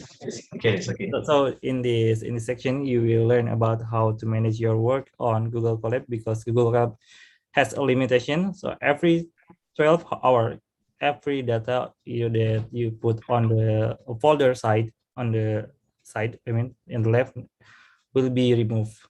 So you need to compromise with that limitation by put your data into Google, I mean, on your Google Drive. So first, that you need to connect to your Google Drive. That's already executed on the top, I think, on the above. So what you need is to move to maybe next. Yes. Then you need just only to put your variable. So this is a very important thing, because when it's reset, your variable will be lost. So we need to put your variable. Maybe you have a data set, or maybe you have an array to store to the Google Drive. So please run, Mr. Mordeka. Okay. Yeah. So after it's run, the file will be stored on your Google Drive. So here we have the path is Drive, My Drive, and then OFS training. Yes, right there. So here we have a variable stored in files. So on the next script here on load pickle. So when we put the file on the Google Drive, we also can call the file to your work space here. Here, if so, the pickle is very flexible. You can put almost everything. Just start from string or number or array or everything you need to store from Python memory to the file. So it will keep your variable safe. Next, we have a NumPy array. So NumPy array is just for set a multidimensional array. Here we have a significant array. So only the NumPy array. So to get into the NumPy array, you just need put .data.compute.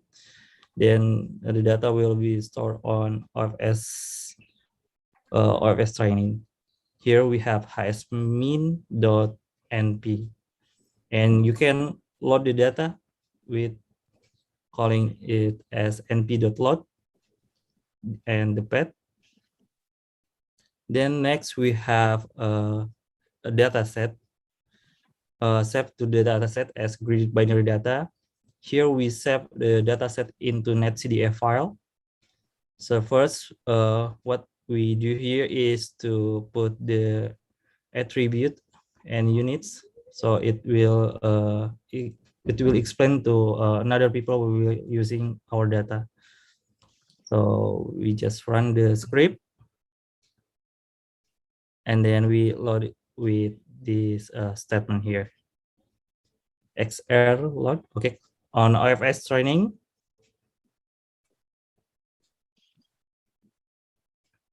So yeah, there is a .nc file here, and you can load with this statement.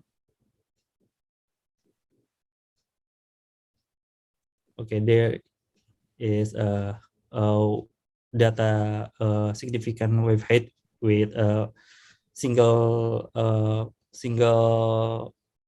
variable.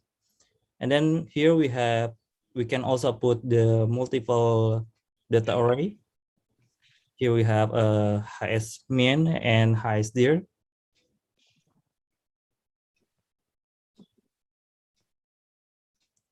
So if you see,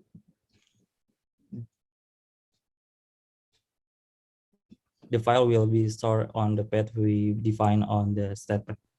And then if we open the view on the right side under the code, you can see we have a data variable that we will define hsmin and hsdir with exact dimension that we defined before. Okay. Well, that's it, Mr. Radhika. okay. Well, thank you very much for your explanation. It's a clear explanation because I'm not so familiar with this format, and yeah, we need your help to do this.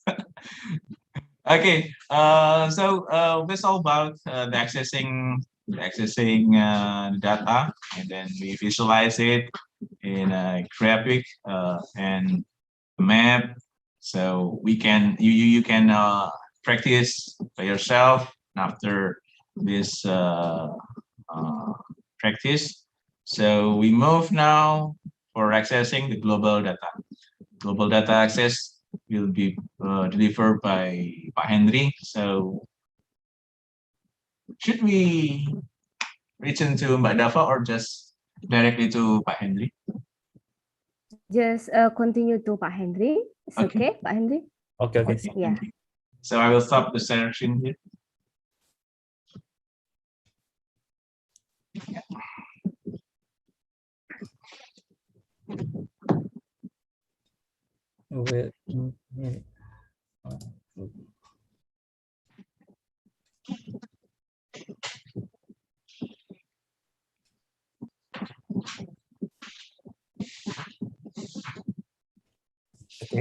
My screen is already shown. So before we start our course, first, thank you to Mr. Madika for a detailed explanation about the how to access a grid data. So I think for accessing grid data is already explained by Mr. Madika. So first, I think we need to because what I see from the first participant is from there is from India, and then there is from South Africa. So I think it's really important to us to also give you explanation, maybe a practice about how to access a global data. Here we have notebooks that I already read. So the notebook is created by simply by use this menu, so file new notebook, and then we're going to open the default notebook here that we give to you. So under this menu, under the last thing that we already explained about manage your work, we have also material about accessing global data. Here is the URL that you can use. So you can open the URL. So we have a GFS, HICOM, Web43, Copernicus, and NASA here. So for GFS is for atmospheric model, and HICOM for ocean model, and Web43 for waves model. Copernicus is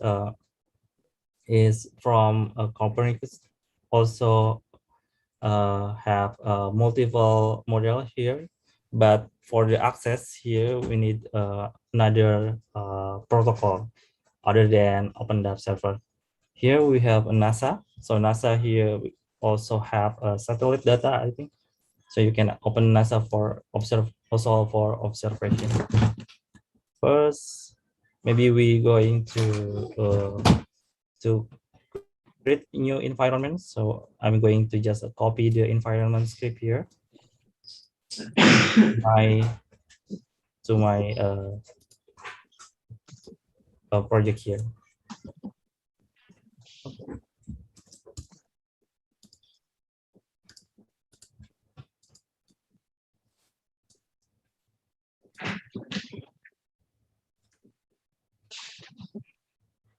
We're going to wait for 2 minutes until the installing process finishes. But we can move to the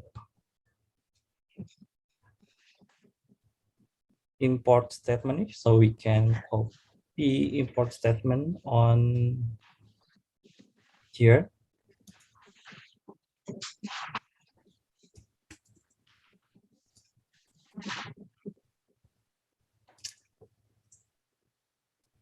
So we're going to run. Even it's not already finished, you can run the script. So it will dash line around the play button. So it's show that the statement is in query.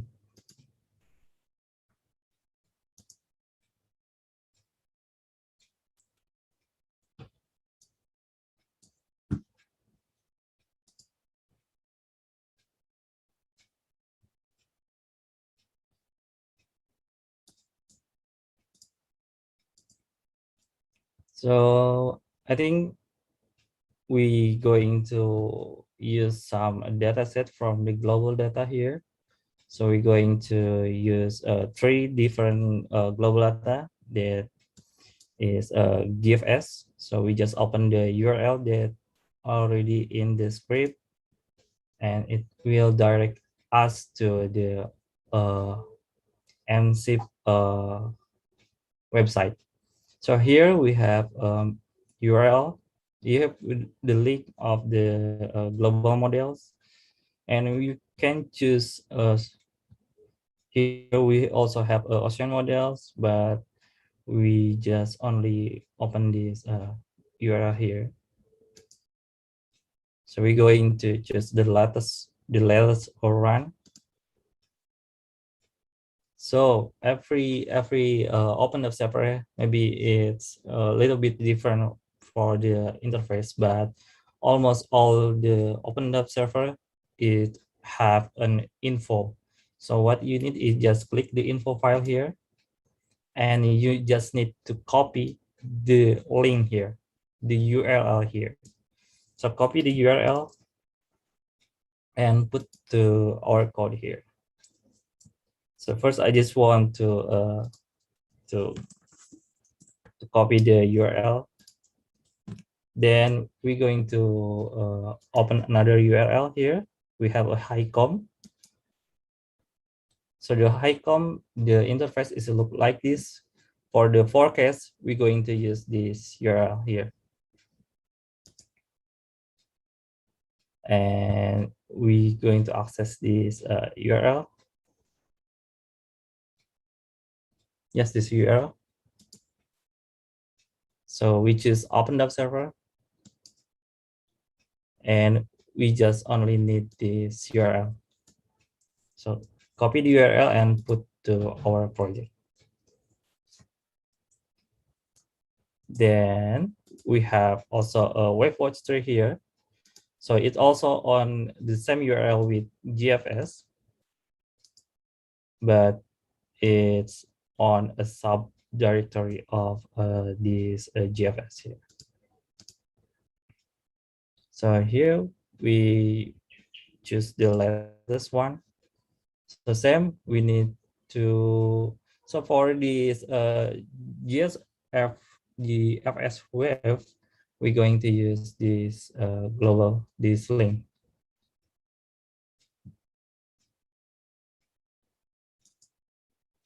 So copy the URL and then put out our code. So here we have 3 different URL for the forecast for the latest data that we have, and then it just for only nodes for us. So next we going to create access code here. So let's say we going to access the GFS dataset. So we're going to use X array here. So we put XR dot open multiple MF dataset. Why we choose MF dataset? Because if we choose MF dataset, we can see the dimension in views like Mr. Madika showed before, and it also informs us about the size of the array. So you have a calculation, or I think you need to measure your internet bandwidth. If the data is too large, you can use another infrastructure, I guess. But if your data is small enough, you can download on your machine. So here we have this GFS.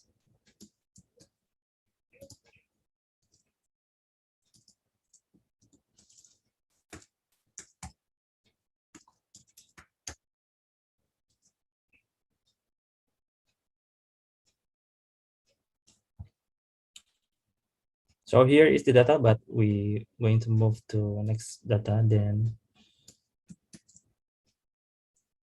here is the HiCom data. This set with the same script, mf open dataset and the URL.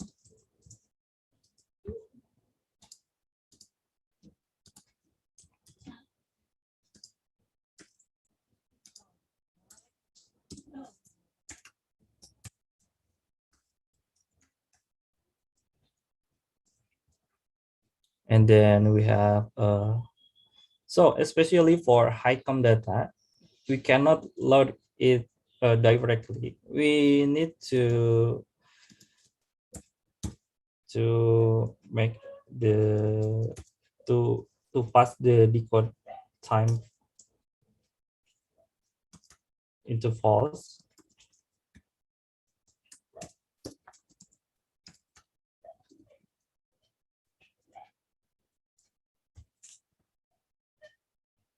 see, you can download data by put this equal time pass.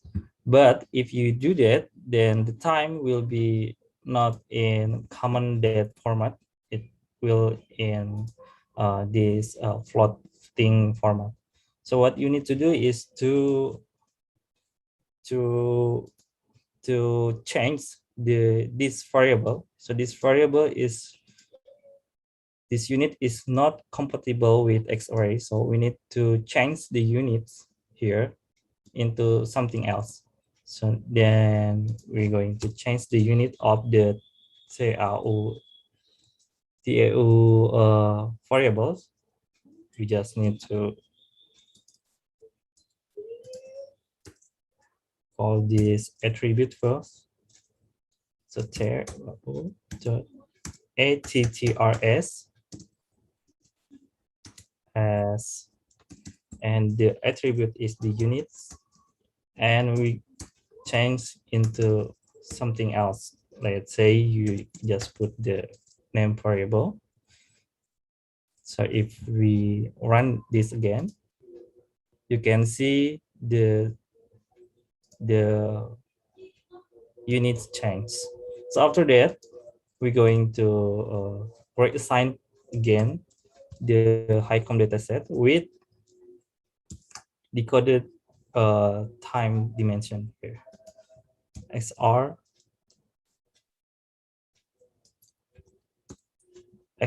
decode CF, and then put the HiCom dataset from here.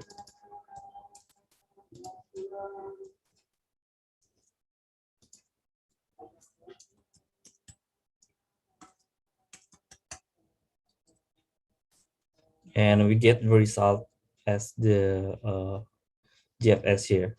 So we have a common date time. And then we have a wage watch here. Wage watch here is the link.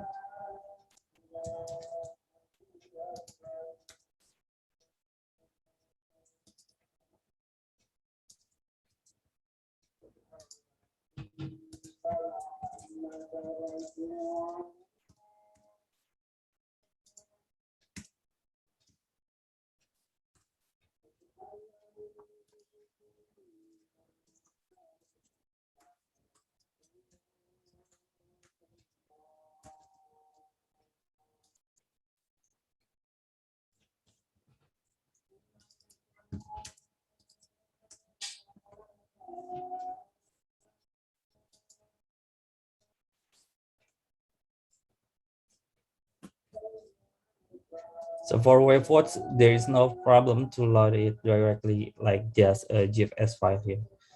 So for the data variable here, we have a bunch of variable here, but I think you just need to use some for your analysis maybe. And then for waveforms, it's a little bit different from our data on OFS. So here we have for the it's for significant wave height, we can use this variable, and then for direction we can use yeah, just it. So if we check the coverage of the wave watch, so we're going to use this variable. We just need to inspect the coverage. So we're going to select the time 0 here and plug into math.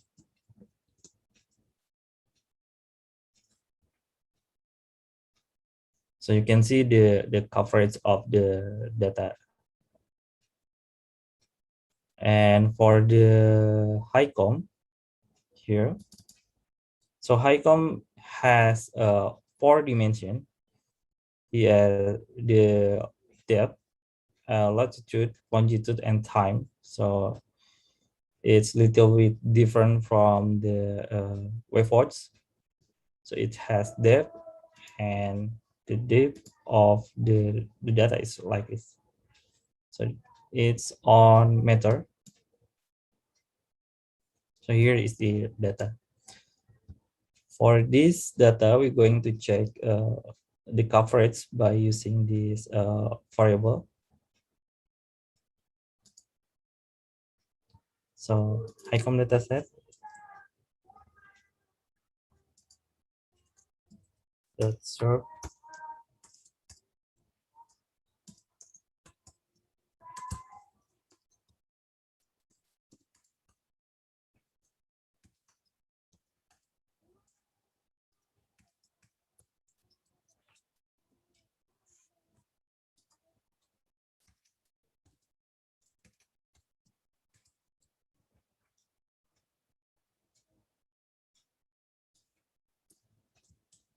And we're going to check the GFS coverage data. So we're going to check by using which this. Maybe we're going to very simple variable like temperature.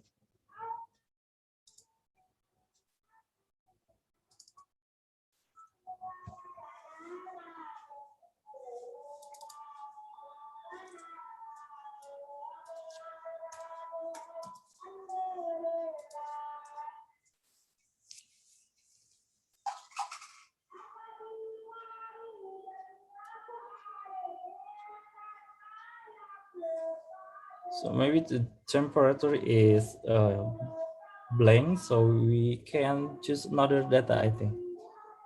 What we for this? So I already make the script, the same script here. So here you go. So we see GFS with the factor U of the wind, and we can see the coverage here. So yeah, maybe that's all about the accessing of global data. So all the after that, you can handle the data same with the tutorial here. So the step will be same, I think. So maybe if you have a question about this script, I think before we go into the break room, maybe we just invite you to ask some question. Maybe if you have a problem to running your script. Maybe that's all, Budava. Yes, I'm here. Okay, that's all from Mr. Henry and Mr. Dika, right? Next, we move to the breakout room, but I think if you are still not understand about the explanation from Mr. Dika and Mr. Henry, you can also check you can also ask the question to your leader in each group or each breakout room. And also we have a synchronization until after tomorrow. Or you can drop your question in discussion forum in LMS Ocean Teacher. So we are going to breakout room that Mr. Rismanto will explain about what the participant must do for the next mandatory task. So, Mr. Rismanto, are you here? But Dava, there are two questions in the chat. Can we answer it now or later on? Oh yeah, yeah. May I interrupt, yeah, Pak. Mbak Maybe Dava? Yeah, Bu Bono. Yeah, just to ensure that will the break, 15-minute breaks to give the participant and the trainer to have a asar pray will be after or before Pak Rismanto give a briefing, or how we will go, we will proceed the next session. Okay, Bu Roro. We start our break right now until 15 minutes later, right? Yeah. Okay. And then after that, Pak Rismanto come into the main room and share. Yeah, still in the main room, right? Yeah, still in the main room for a while. Yes. Yeah. Then after after he finished the explanation, then the participant can go to the breakout room, right? Yeah. Yeah. So yeah, so participant, please do not rename yourself, because I already put the group number of you, so easily for you to enter the breakout room. Or if you are have a difficulties to enter the breakout room, then our technical support officer can easily help you to enter the breakout room. So stay in that name. Thank you. So back to you, Mbak Dava. Thank you. Yeah. So we have a break for 15 minutes until 15:45.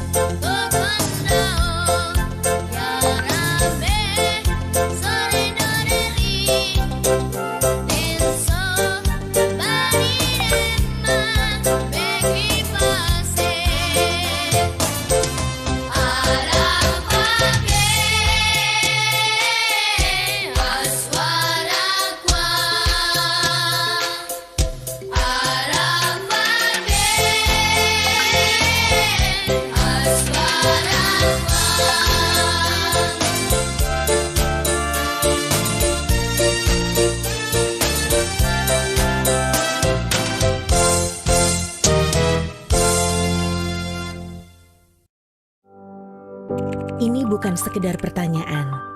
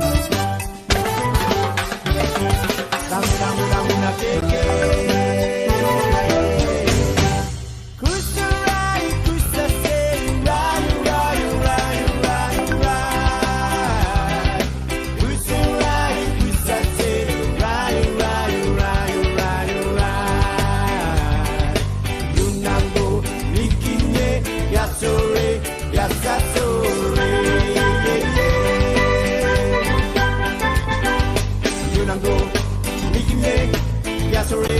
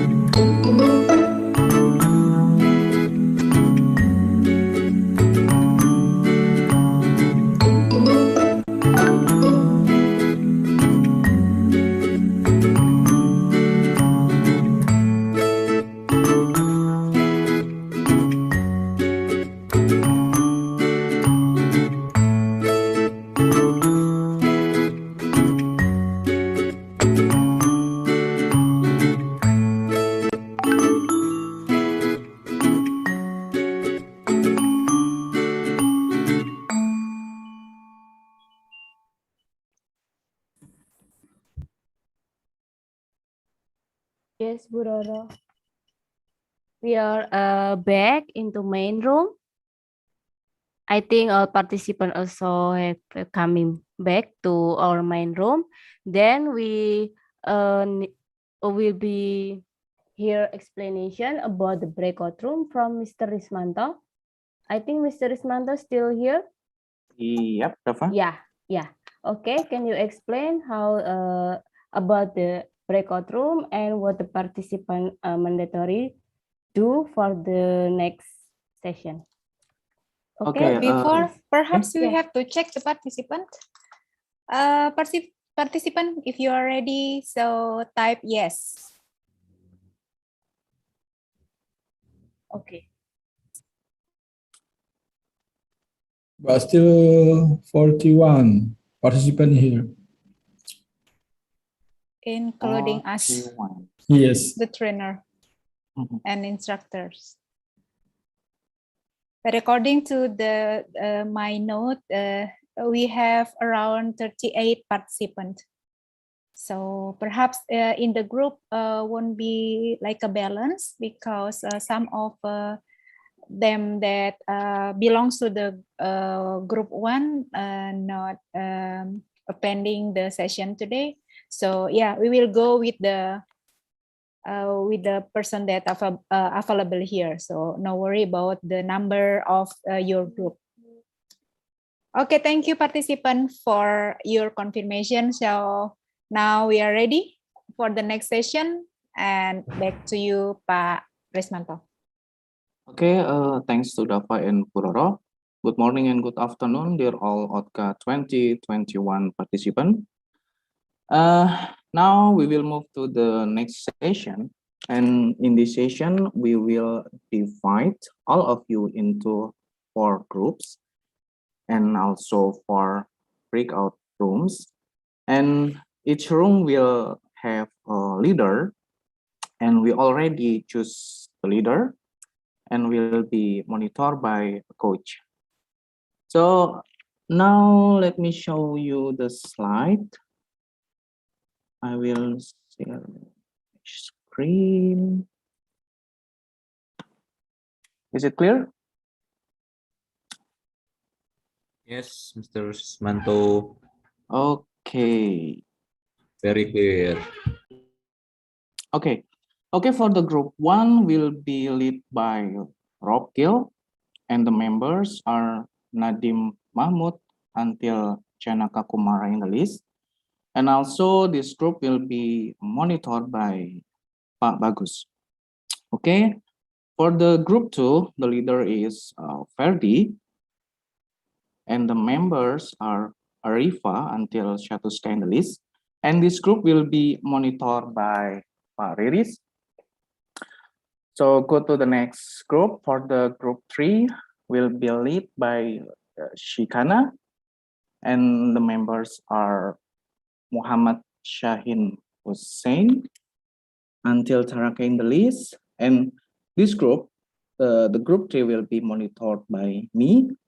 And for the last group, or group 4, will be led by Silpa, and the members are Alamgir until Malit in the list. And this group will be monitored by Mbak Dafa. And also Henry and Mardika will stand by in the main room. And if you have a technical problem when you do the task, you may leave the room for temporary. Remember, for temporary, and make a discussion with them. And also after that, you have to go back to the each breakout room. You got it? Okay, for the next slide, this is, sorry. This is the breakout room session rule. I'm sorry. Tutupan. Okay, the first one, every participant will join break room by themselves, and you have to check your name in the group list in the previous slide. And the second one, the technical support will be available in main room. You will meet with Henry and Mahardika Jalu, or you can email both of them with Google Colab link attached. Okay, the number 3, leader will prepare Google Colab notebook for collaborative space. You may click file and also click the new notebook and share to Henry and Mahardika Jalu email as editor. And number 4, leader and coach will lead the discussion about which area will analyze or forecast. Also, you have to explain why you select the area. So global area not allowed. And also people who will plotting the parameters, please type the name on collaborative space. Also people who will analyze or make a description or info over parameter that have been plotted. Maybe you plot the spatial or time series. Please take the name who add the description on notebook. All of the participants must be contribute in this group task. Okay, for the last one, every participant will also create their own Google Notebook. I think Mahardika Jalo have already presented about it and share to the leader as editor. So the leader can compile the participant works, or leader can also assign participant as editor.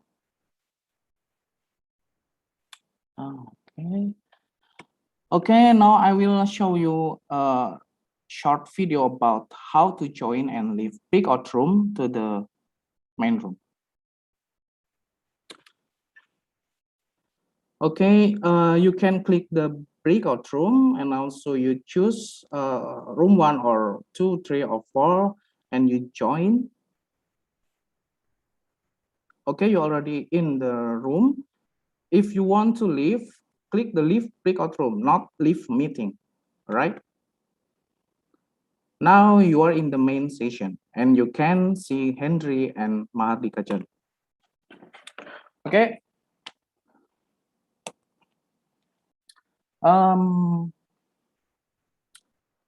From this part, do you have any question? If you have no question, I will continue the slide. This is the Google Colab notebook as presented by Mahardika. So each group must write the title. For example, 7 days forecast for Java 6, or you may write 3 days analysis in South China Sea, and also you fill this area name and also latitude, longitude, and collect notebook. So, and also we have the table, and all of the members have to fill name and also data source. What will you choose? You can choose the GFS, wavewatch tree, or HiCom, and also you choose the parameter.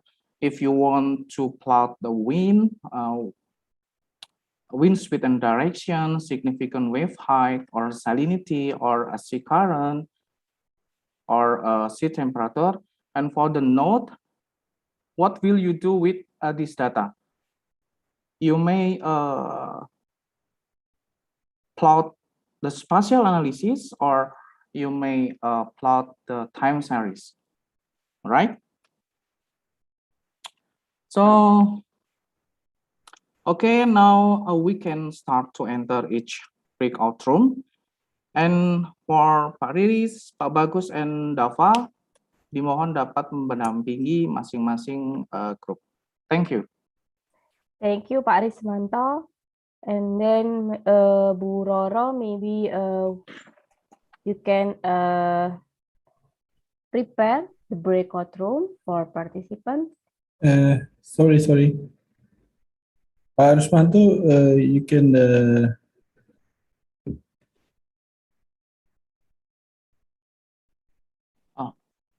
I think it's okay for participant now to jump to the breakout room. Yeah, Bu Roro. Okay, so go to your room and meet your coach Okay. there. Sekarang ya, Bro. Okay. So you have to go to your room automatically. Bruna will help you. Yeah. Bu Madonna sudah jelas? Iya. Yang room 2 coachnya siapa, Pak?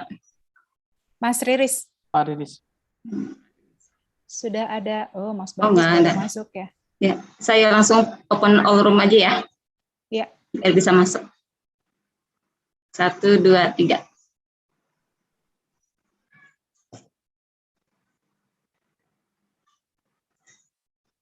It's already open, so you are welcome to your group.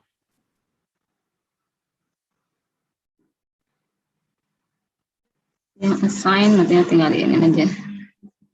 Yang nggak bisa nanti dibantu, Don. Ya, ini dibantu semua Mbak. Oke. Kalau Pak Henry enggak ya? Pak Henry di main room. Pak Henry sama Mas Dika di main room. Oh ya udah. Udah sih Mbak kayaknya.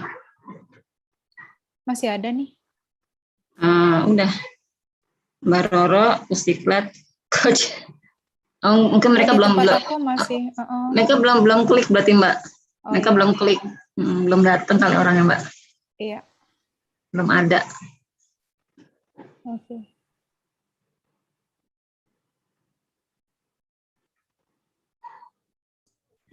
Izin Bu, di Ya. saya ininya nggak muncul ya? Apa itu? Iya. Button breakout room-nya. Pak Henry saya jadiin co-host aja ya biar bisa bolak-balik. Iya benar. Ya, Pak Henry Mas sama. Dika. Oke. Atau semua coach dijadiin itu aja, Don. Co-host aja ya. Iya. Tapi kalau yang itu harus balik dulu dong. Bisa nggak ya coba? Coba. Kalau enggak dia tertahan di situ. Oh iya, dia harus balik dulu ke sini baru tadi jadi co-host. Ya udah nanti kalau balik aja. Kalau enggak ya nggak apa-apa. Nggak apa-apa kan kalau nggak jadi co-host, Mas Dika, Mas Henry? Nggak apa-apa kok Bu. Nggak apa-apa ya? Nggak, maksudnya Ya, yang teman-teman yang lagi ada di breakout room. Oh, nggak apa-apa. Lupa Nanti tadi. kalau misalkan ada apa-apa mungkin bisa di grup aja. Nggak apa-apa. Oke. Tinggal Mbak yang Ziyad sama Alamingir itu dia belum masuk Mbak. Iya, nggak apa-apa. Banyak sama Sumiat Niang, Gatot. Iya. Ada 4 orang. Sumyat, Ziyad, and Gatot and Hossein. Are you there?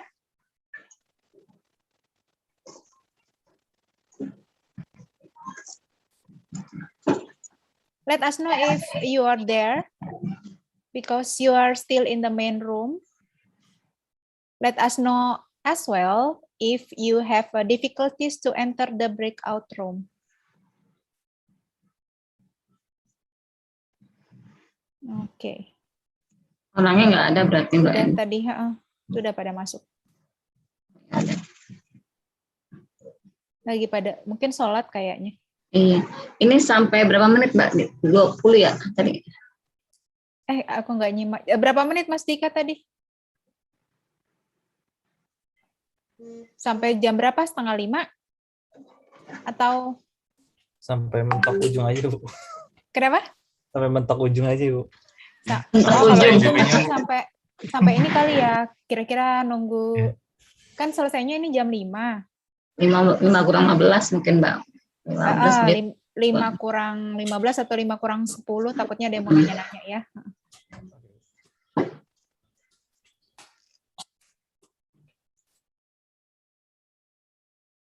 Aku bisa jalan-jalan kan ya? Jalan-jalan. Bisa Mbak, bisa kemana-mana.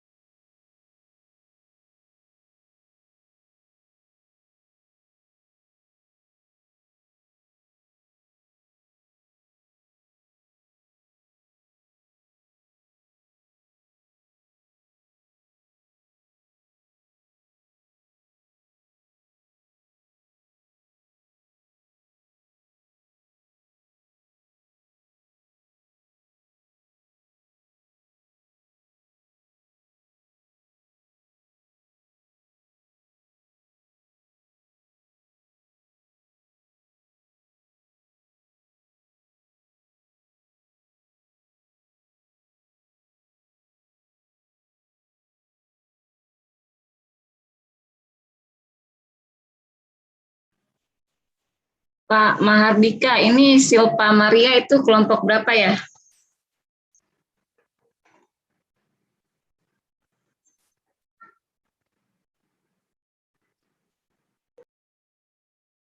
Kelompok 4, Ibu. Grup 4.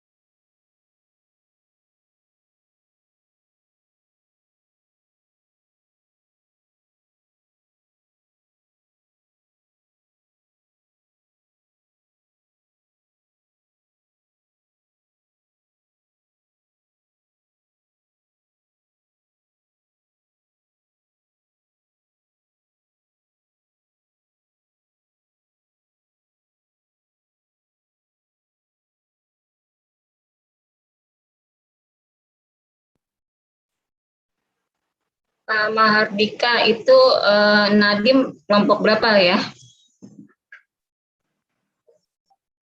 Sebentar ya, Bu. Nadim.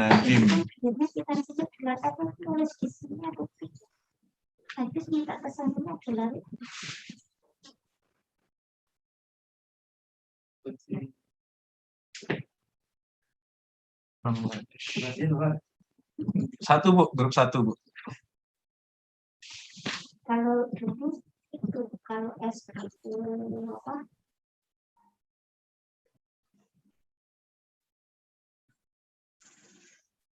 Yeah, Nadim, are you there? So please you enter to the group 1.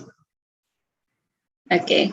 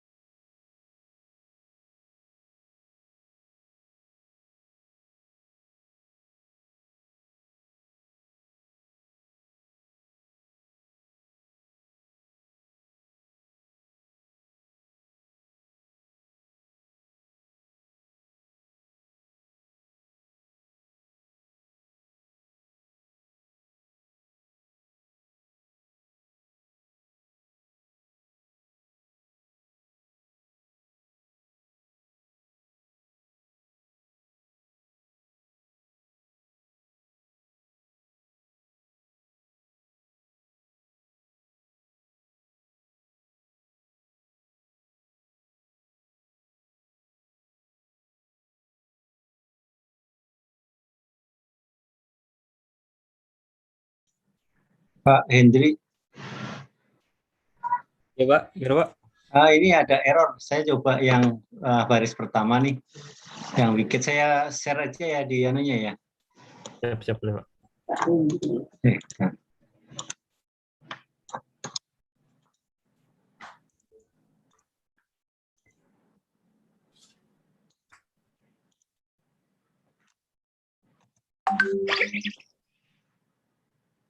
Oh, share di ini Pak, chat.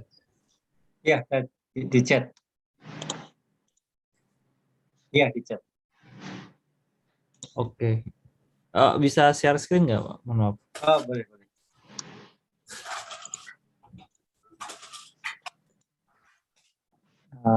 Sebentar.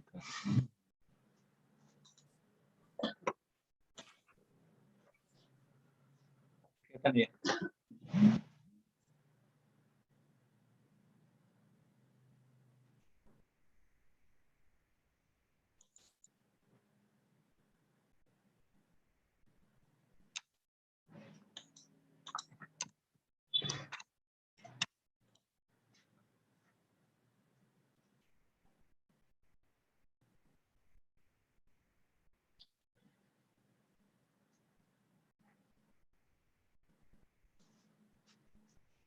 Jadi seperti tanda seru itu Pak. Jadi di samping Cihamor ada tanda seru. Oh ini. Oh iya. ini kayak tanda pagar di ini ya. Iya. Kalau di R kan tanda pagar itu.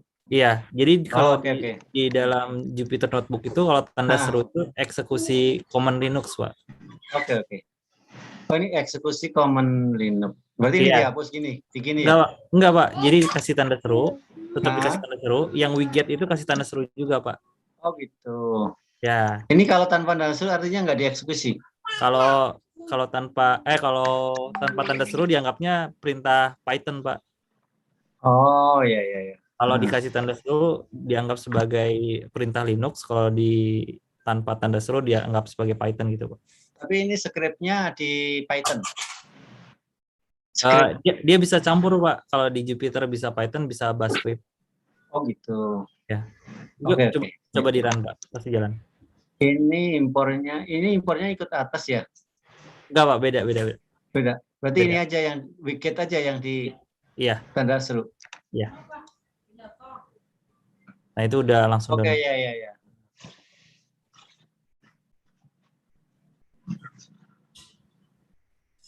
Oke Pak, makasih Pak. Saya masuk ke itu lagi.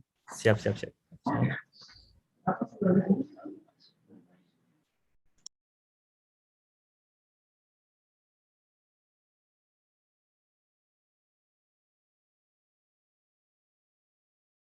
Bisa masuk sendiri kan Pak Gatot ya? Bisa Bu, lagi nyari menunya. Oke. Di bawah Pak ada yang kotak-kotak gitu. Kalau sudah update biasanya, kalau Zoom-nya sudah update biasanya sih muncul. Gatot mau ke ini Pak. Oh iya, kalau enggak Dona tolong. Pak Gatot room 3. Oh udah Mbak. Udah. Ini masih live YouTube ya? Itu dulu ya? Atau mau diberhentiin dulu